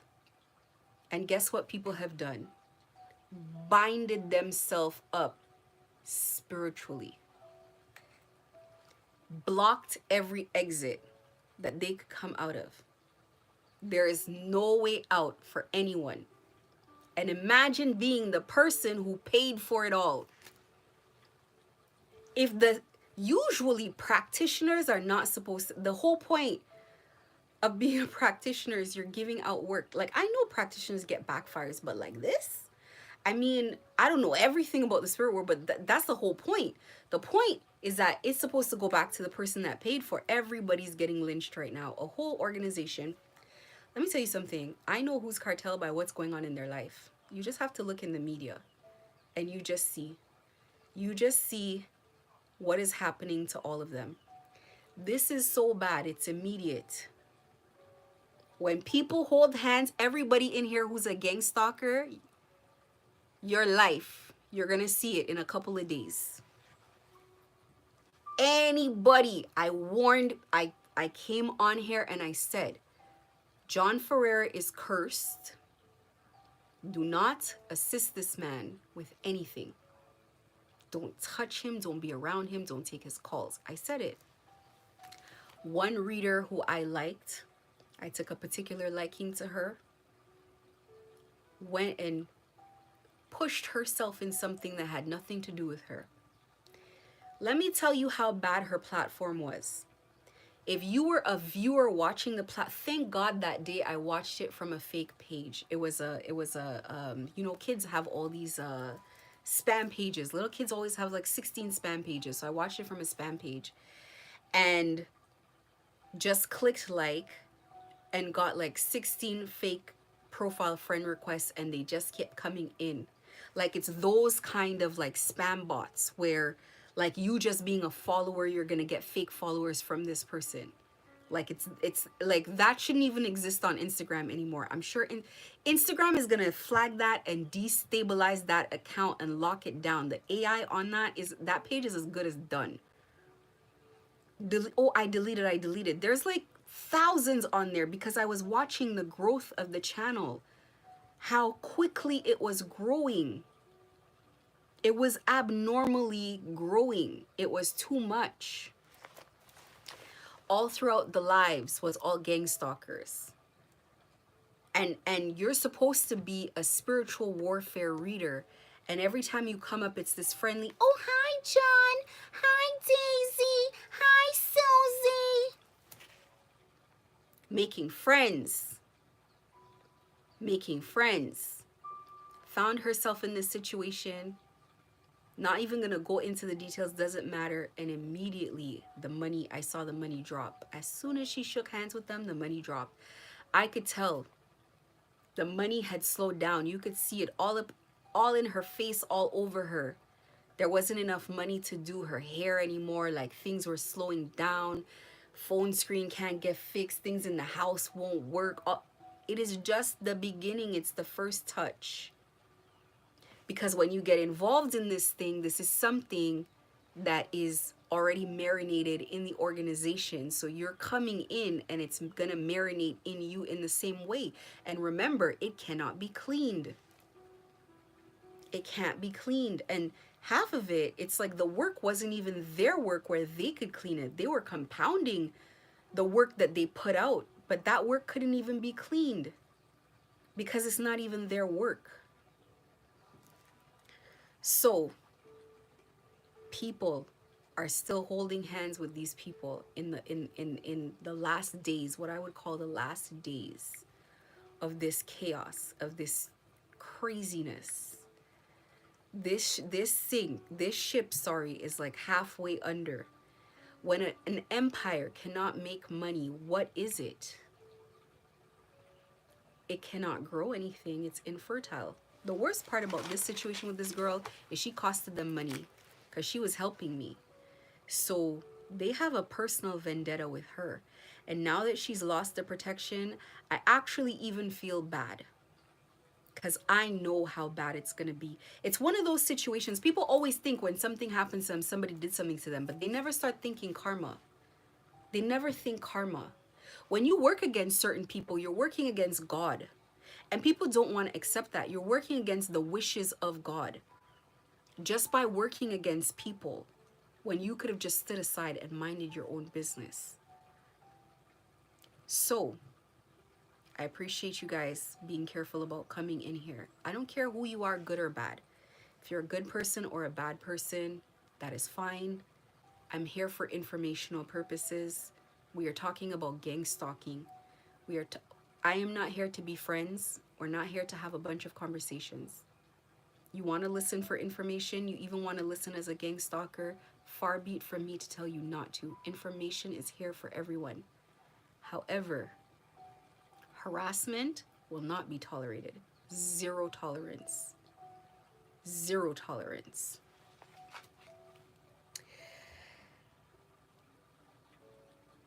I was just going to say this. People lose because of lack of loyalty. Where you're supposed to be, and it's just like the situation with the reader, we're supposed to be on the same team. And you found yourself in this in this situation. Where is the loyalty? Like I said, when you're coming out of difficult situations, whether it's to do with gang stalking or anything, when you are recovering from a difficult situation, it takes time to heal. It takes time to get back on your feet. It takes time, and the time is because you're not supposed to be dependent on spell work or voodoo or black magic or whatever to build yourself. You build yourself with hard work. And every time you fail something and you pick yourself back up, you do it better. You only are failing and they're allowing things to knock you off because this is the wrong way that you're going, or you're going to find yourself back in the same position. So it's almost like your spirit team is going to sit there and they're going to basically say, we're going to let some things in, and because these things are not going to hit you the way that, it's going to be fatal, but it's going to knock something out of your hand that you shouldn't have in your hand. That is people, places, things, relationships, whatever it is. And we're going to let certain things go through. Or sorry, we're going to block certain things because we don't need those things. So you must understand that when you're working with your spirit team and you're walking that proper path, that everything that's happening to you happens for a reason. People who try to steal from me, it only happened because they need to point me in this direction. People who try to do something to me, it only happened because they were pointing me in that direction. Whatever the case was. And there are some things I didn't even know was that exact thing. That I knew work was sent, but I didn't know it was that exact thing until I saw it happen to someone else. And then I was like, oh, really? That's what you were sending over here. So you're going along this path. You cannot expect loyalty even from people who are fighting the same battle. You are on your own in this thing.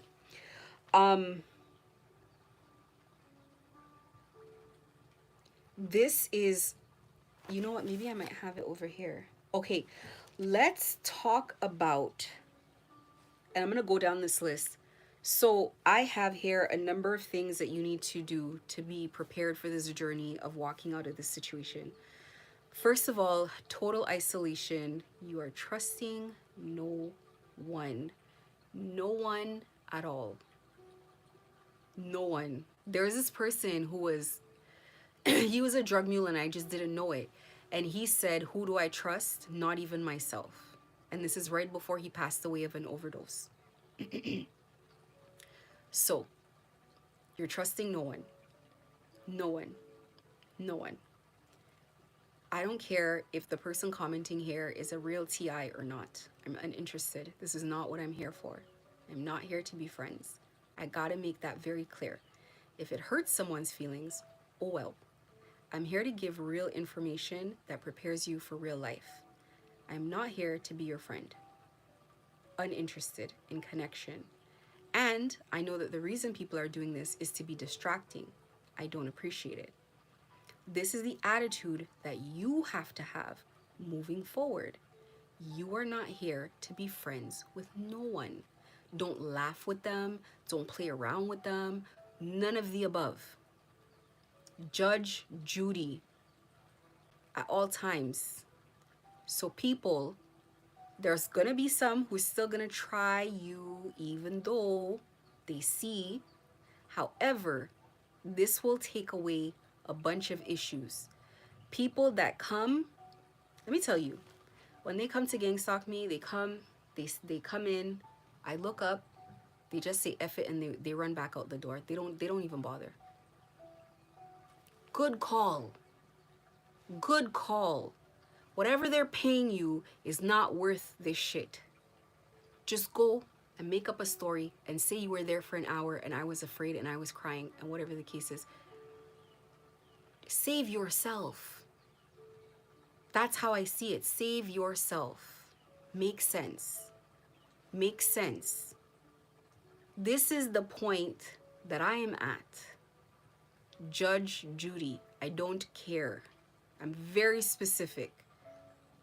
And I don't leave room for misinterpretation or misinterpreting my energy. But this is where I was supposed to be.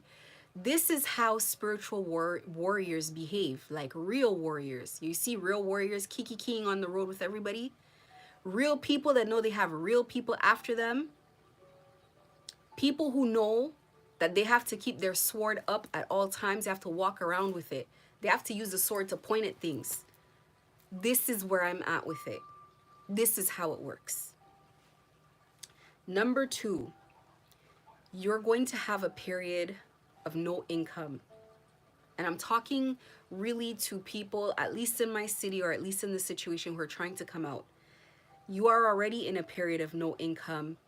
Hopefully you have savings, and building yourself back up will be a struggle, especially if you're walking away, they want to knock it out of your hands.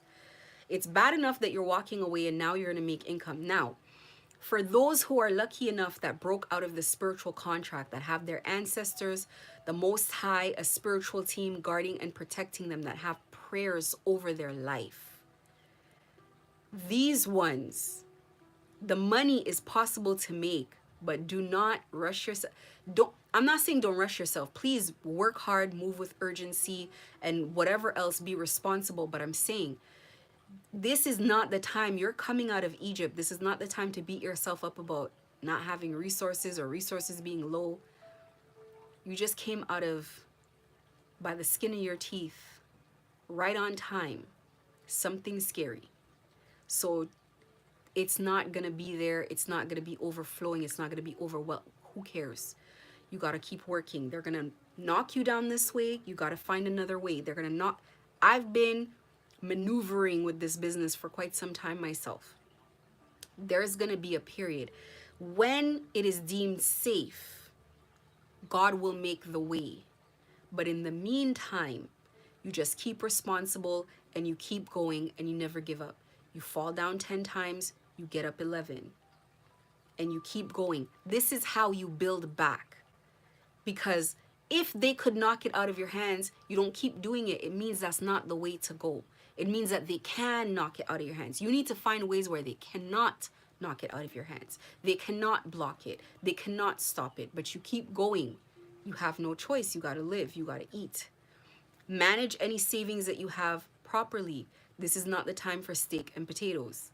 Like I said, this is the time for really monitoring your spending. People want me to spend a lot of money right now so badly. They're looking for any way possible, and I'm uninterested. Money's not coming out of my hands, and that is just, it is what it is. This is the attitude that you must adopt. Whatever you build alone, no help. And even if you try to get help, they're going to knock it out of your hands. Any help whatsoever is an opportunity to knock you down. No help. Everything, whatever you want, you got to even build the parts. Don't depend on it. No favors. Don't ask. Everything must be done above board. Don't cut corners. They would put you in jail in a heartbeat. They would report you in a heartbeat. They'll call the city on you. They'll do anything that they can. Dot every I, cross every T. And report people who slip and slide around you. Full detailed reports. All the way to head office, not even the manager. Head office. Document it. Follow up. Make an example. Over and over and over again. Don't let anything slide. This is war. Because they're not going to let it slide on you. People got to be careful the way that they approach you. People got to worry about you. People must fear you. This is why you are called a warrior. They have to fear you. You touch me the wrong way, I don't care how soft it is, I launch my sword down. No apologies, you shouldn't have done it. That's it. That's where we're at 2 years in. The gang stalking will stop one way or the other way. It must stop. You can't trust anything in your city, anything, anyone, any whatever. And you would think that I wouldn't have to say this, but I do.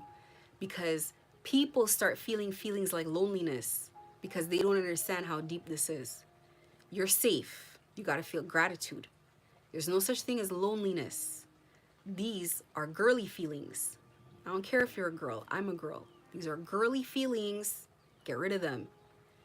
We don't care about loneliness. Care about being alive. Care about being healthy. Caring about having a roof over your head. You're safe. The minute you come close to anything and anyone, especially when you're close to your victory, the minute they already know that you're unbinded, they already know that you're free, they already know you have your ancestors, it's quiet. You walking out there free and making an income is like the last failure. It means not only can people escape, but people can thrive outside. No way. You cannot trust anything. Legally, you can still walk around in the world. Somebody can't just come and just kick down your whatever. They got to be underhanded, covert, and quiet. But you don't give them any way in. 2 hands to clap. 1 down here. Spirit needs your hand and you need theirs. You need their protection and they need your physical hand to physically take and do things. So that means you must physically protect yourself and they'll add that layer over the top. It takes both. Don't slip up, not for a second. People want to undo everything that you've done. Thankfully, if you've broken the spiritual ties, there's nothing anyone can do about that.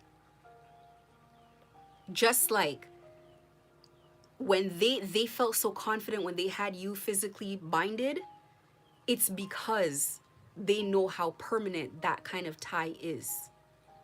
So at least that part is covered, but you still need to survive out here. You need to eat. You need to pay your bills. Lighten your bills. Keep it to the bare minimum. Change out companies. Do whatever you can and walk away from certain situations, please. Double check everything and everyone. Verify everything and assume that everything is tainted. Everything is tainted. If they hear you say, I like black, they're going to start attacking the color black. So everything is tainted. Double check all forms. Double check, verify everything. Don't leave anything unverified.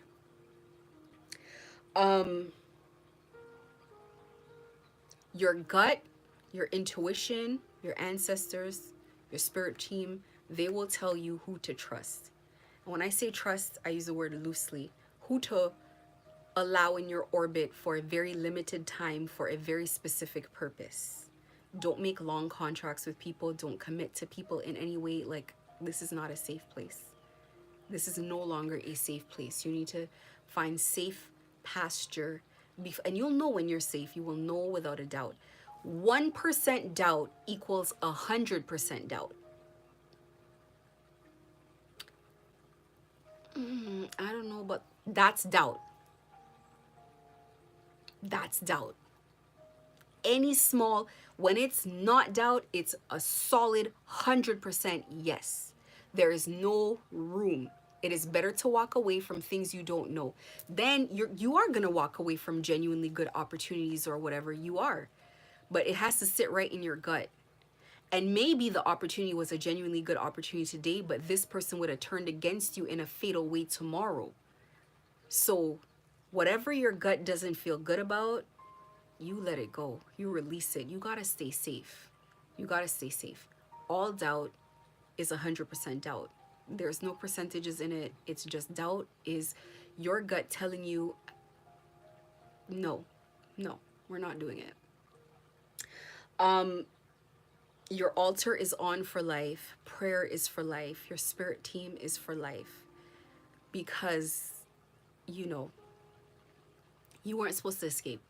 You were not supposed to be the exception to the rule. You have embarrassed a huge system by just breaking the soul ties.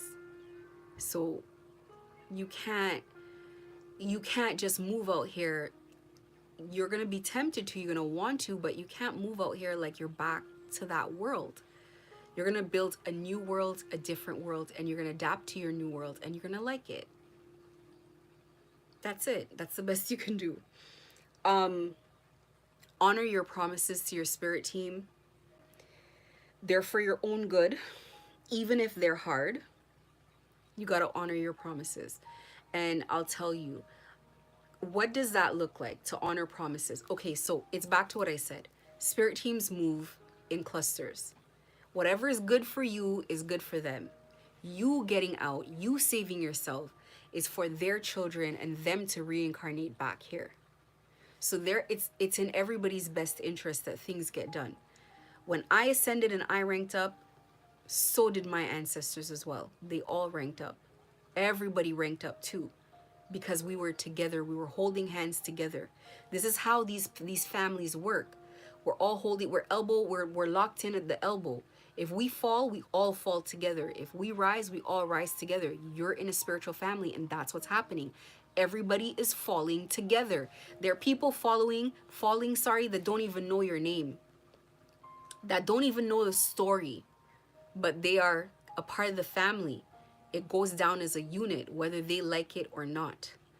When people's money stops, it doesn't matter that they didn't do anything. They're just a part of it. Like, they don't even have to bind people now. People just have to join in this nonsense, and they're in it. That's it.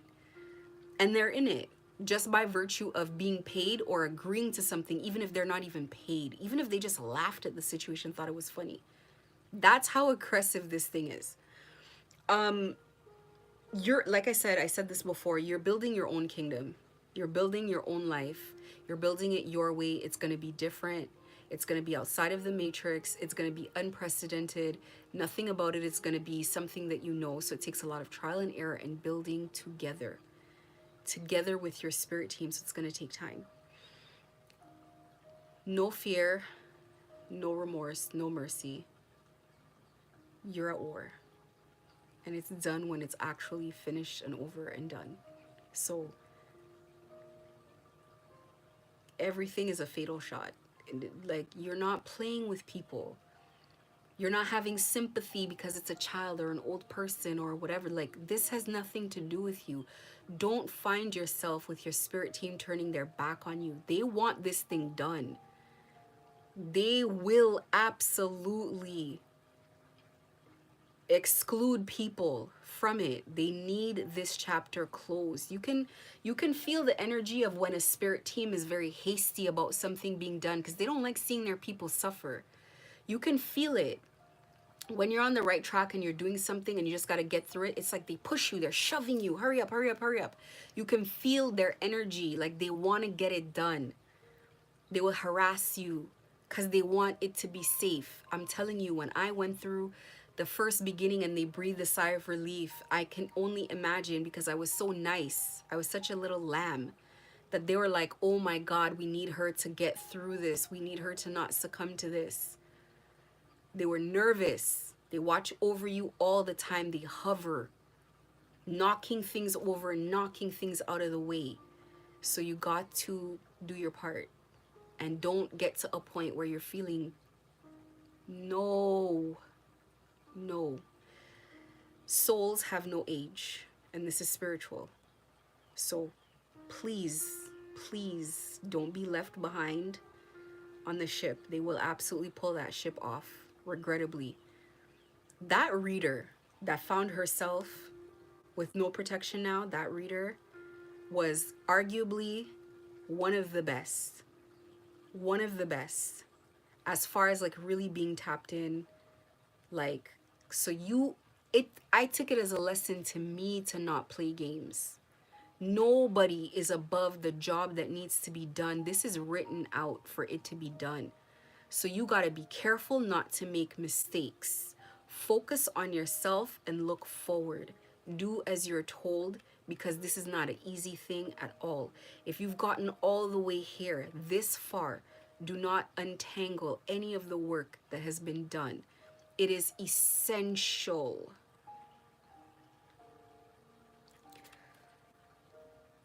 I talked about this already. When you fall down, you got to get back up. You fall down, you got to get back up. You got to keep going and keep going and keep going. And when there's no life left in your body, they are going to hold you up so you can keep going. That's how much you got to keep going. There is no such thing as not going, not getting up, not coming back. There is no such thing. Okay? If your hands get, if you're supposed to hold up your hands and your hands get tired, they'll hold up your hands for you. That is how much they will make sure that this thing gets done. There's no such thing. It's not easy, but it's probably because of an endurant personality, very strong will, and a lot of discipline, high intelligence, intuition, and all these other things that makes you equipped for such a job. So whatever your strengths are, you need to pay attention. You need to be careful, not let your guards down just because things are peaceful. They're always plotting. They're plotting something right now as we speak. There's always a plot. Nobody wants to see an empire destroyed, and it is being done in slow motion.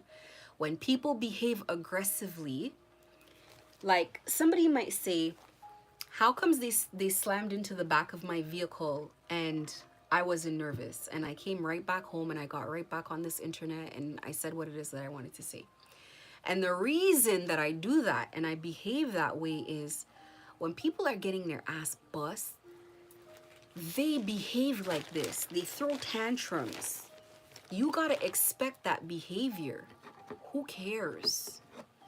When people don't like the fact that you do not fear them and you publicly don't fear them, and not only do you not publicly not fear them, you don't even fear their organization. They prefer, John Ferrer prefers that I talk bad about him than I talk bad about the organization.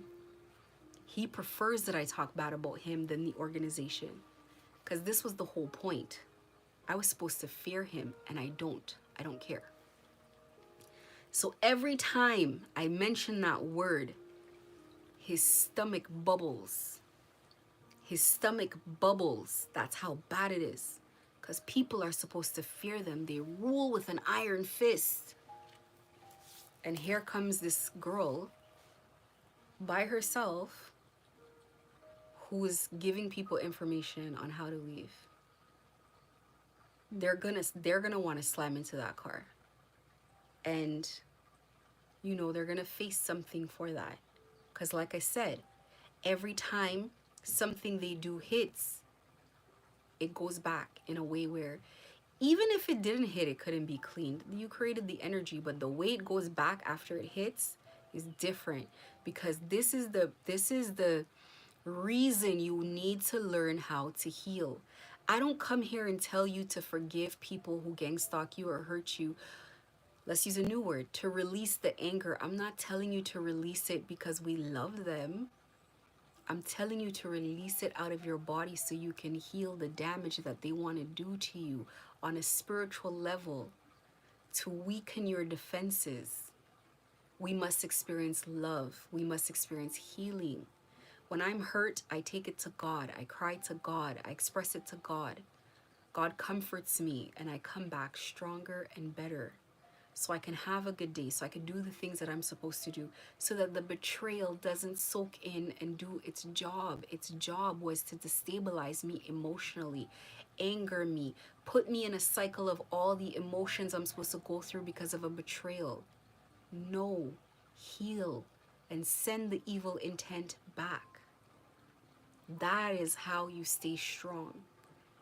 Be not showing mercy to your enemy does not mean you have to do it from a place of rage or anger or being out of control of yourself. It is just knowing that your sacred duty is to be professional and not get emotionally attached or involved in your job. You must do what you must do without emotional attachment or involvement. That's all it is. Give your life to your guides. This is very important. Give it to them so that they have some executive control in some of your decisions. What I mean by that is they're not at your mercy to do things where you're sitting there guessing like, oh, should I? No. You say to them, listen, I give you my life for you to take over and guide me where I need to go. Do for me what I need. My prayers are simple. Manifestation, simple. What do you want from me? Just go ahead and do it.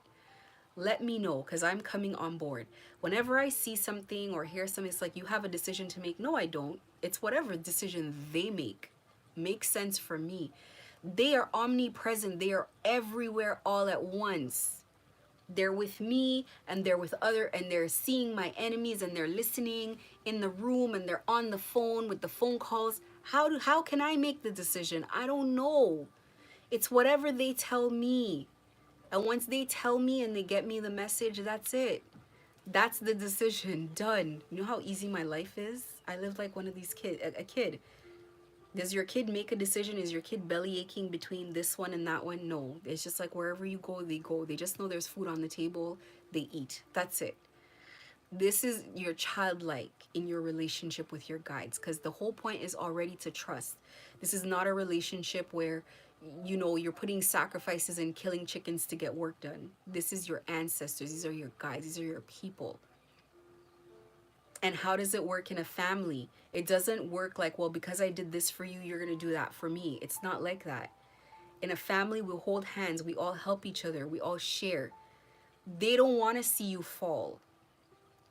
They do not want to see you fall. It hurts them when you hurt.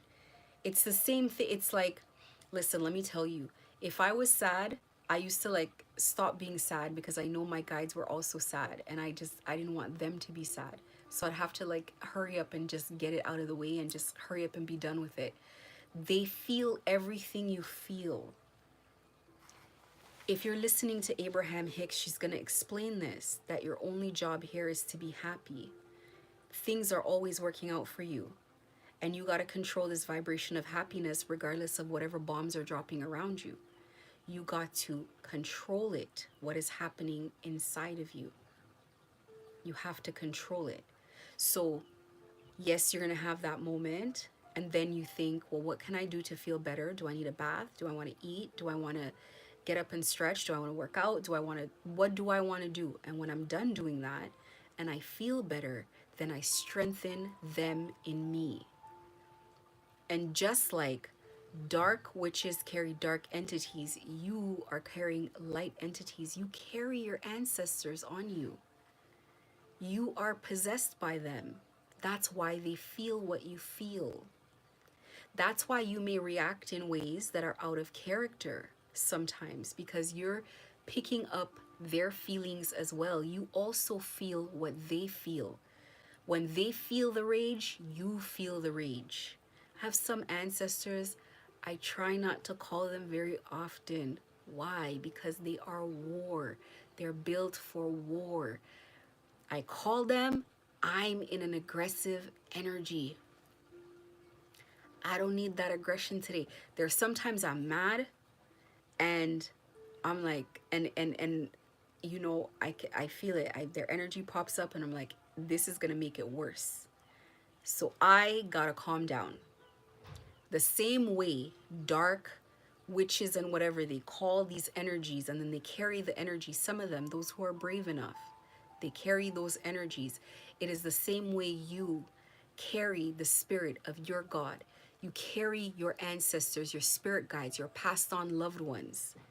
That is why they want you to connect, so they can sit inside of you, so that at the moment that you're talking to someone who wants to cut you, they're looking behind your eyes and they see what you don't see. They see the lies. That's why you feel the feelings that you feel that say, no, this is not right. Because you've let them in. And just like the dark entities don't want to let any light in when they're in a vessel, they fight for the vessel to keep it. Your ancestors fight for you to not be possessed by anything. The seat, the throne is filled. The seat is occupied. When they will wonder why we sent you these entities and they didn't attach. because there's no way your ancestors are getting off this square. You strengthen them with love, with obedience. You trust your gut. You listen to that voice and you strengthen that voice. And don't let not a soul tell you that what you're doing is this, that, or the third. It is for your protection. And when we're done with the protection, it is for your prosperity. It is to guide you in the right path. It is to make sure that we avoid you problems that you don't need, to sit you right where you're supposed to be, because inside of you is not the person you are today. They need to bring that higher self out, the person you didn't even see yourself as. They need to bring that out of you. And so they're here to guide you through the second stage, the second cycle, the second half, the resurrected part of you, because the first part died and this part is standing up. This is what they're here for, to make sure that you're safe and to make sure that the spirit gets done, to whatever your path you're on gets completed. And plan before taking any leaps, obviously. Go over everything again. Read contracts properly. Take your time. Correct errors. Be the annoying person. And if someone even so much as questions why you are being so thorough, that's a red flag. That is in itself is an issue. You're going to be in a stage with people where you're not going to be scared to argue with them at all. You're not going to be, and I'm not saying you're going to argue with people.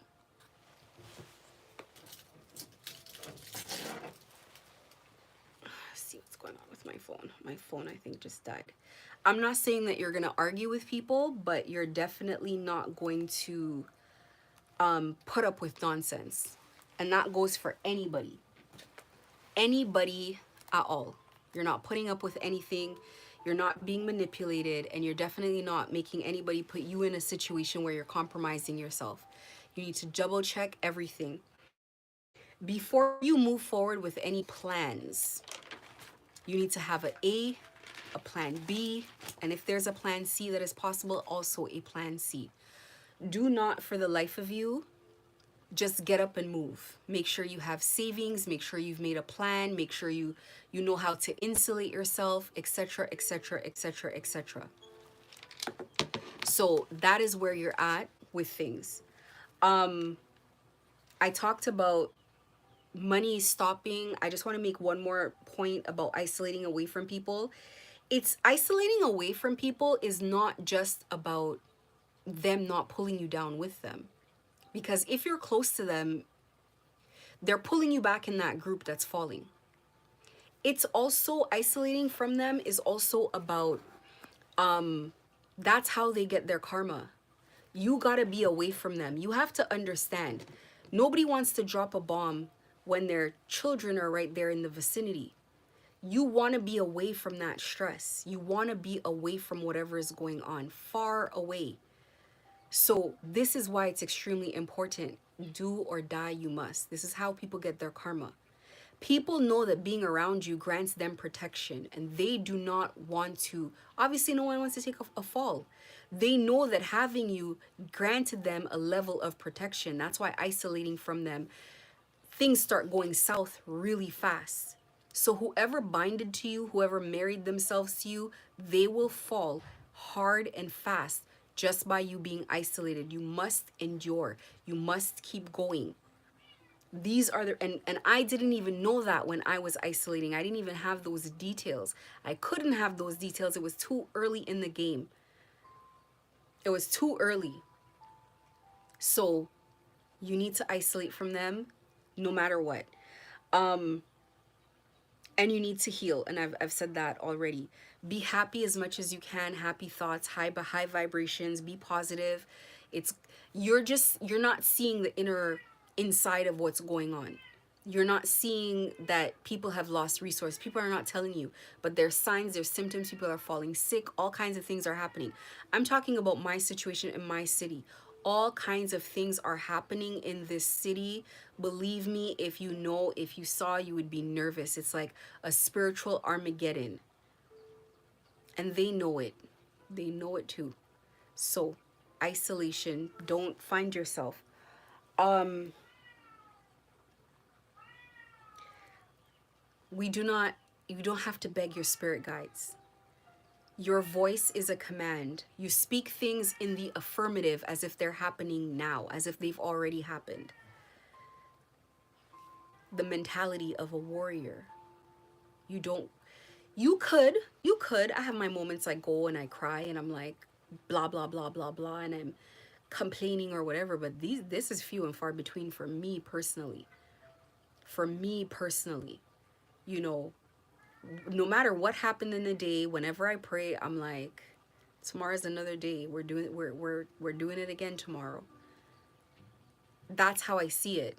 I don't care if there's an end to it. That's not what I'm here for. If they're fighting, I'm fighting. That's it. End of story. I don't have a you know, you're getting in control of your feelings, that you're not having emotional responses to life anymore. When you're feeling the pain, yes, but when you've gotten used to the pain and your skin's thick, it's like walking around with no shoes for 2 years. You can doesn't I can walk on fire and I'm not gonna feel it because the skin on my feet are so, it's so tough. It's like a shoe itself. You get it, you can adapt to anything. So adapt, adapt as quickly as possible and move forward. Um, speak life into your ancestors. They love that. If you're working with energies that are war energies, you are, because you're a spiritual warrior. You speak life into them, they come to life. You cry, they're weak. They feel what you feel. You are the one with the feelings that you must control. They feel what you feel. When you feel weak, they feel weak. Or weaker. Weaker. When you feel strong, they're at their most aggressive. So you must control your vibration. There's some moron here that's gonna say, oh, I need to make her feel weak. And you're gonna anyway. Last but not least, last point, and I went into this.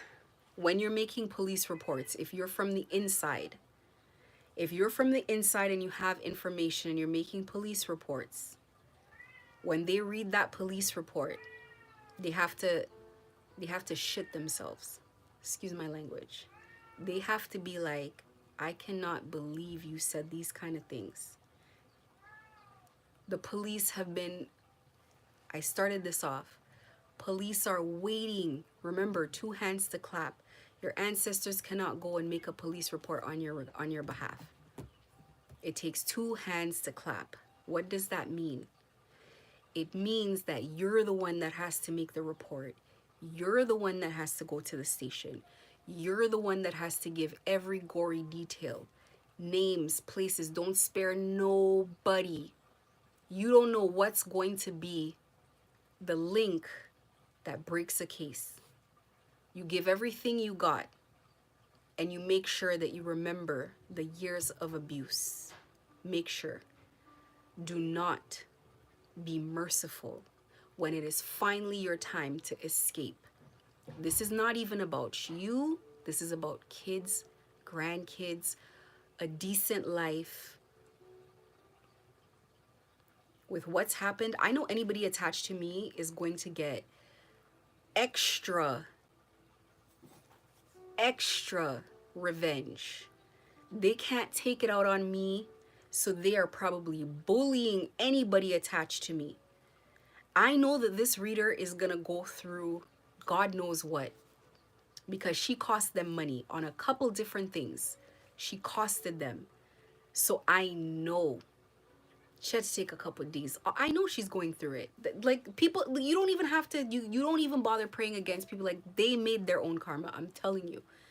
So when you get that chance and that opportunity to make your report,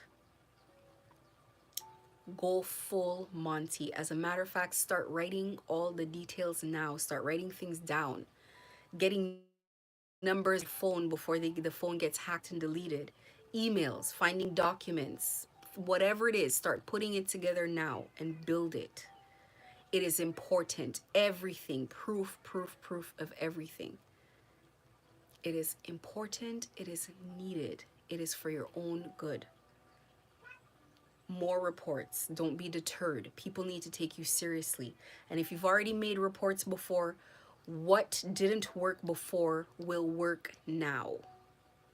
They are weak. They are without protection. It will work now.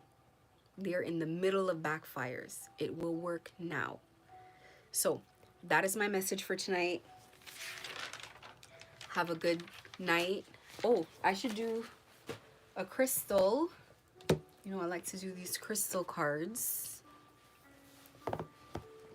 Talking about healing.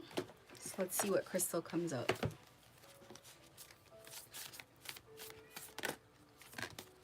Okay. These cards are so slippery. I have done a couple of these before. Okay, I'm gonna read this first one. I feel like I did this one before, but I'm not sure. This is called Chrysoscola, and it's the crystal of truthfulness and impartial. Look at that. That was the theme that I was talking about, being impartial. Being impartial, not being emotionally involved, not having an opinion one way or the other, being professional. Chrysoscola is the crystal of truthfulness and impartiality. And this is what it looks like. It's about heartfelt communication. The vibration is earthy, facilitating verbal expression. Chrysoscola empowers both sexes to communicate in a clear, loving way.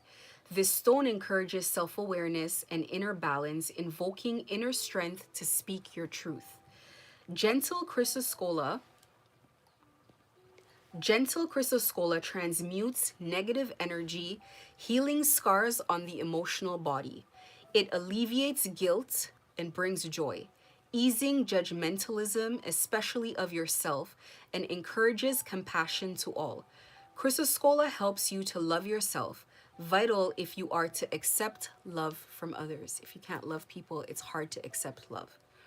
Chrysoscola encourages you to accept with serenity changing situations, especially those over which you have no control. On the body, it heals or assists with your metabolism, your pancreas, your thyroid, your throat, female reproductive system, digestive tract, liver, kidneys, intestines, bones, and blood. And in the spirit, it opens psychic vision and aids spiritual communication. And it comes in blue, green, turquoise, opaque, etc., etc. This is a really nice one. I'm actually going to also put this in the title of the video. And I get every crystal that like speaks to me or that I feel like I need. I just get it. I'm not here to really debate how the crystal works. I just get it because I want to get it. Actually, I think I might already have this stone, to be honest with you, but it does help with communication and being impartial in situations and just doing what you have to do and being bold. I'm sorry, there's my cat. They usually never want to be on camera. I don't want them on camera because if people, I take it personally when people send work at my animals and try to hurt things that I love. So, but yes, so that's what I have to say today. I've gone on too long anyway. Thank you for people who hung in there, and have a great day.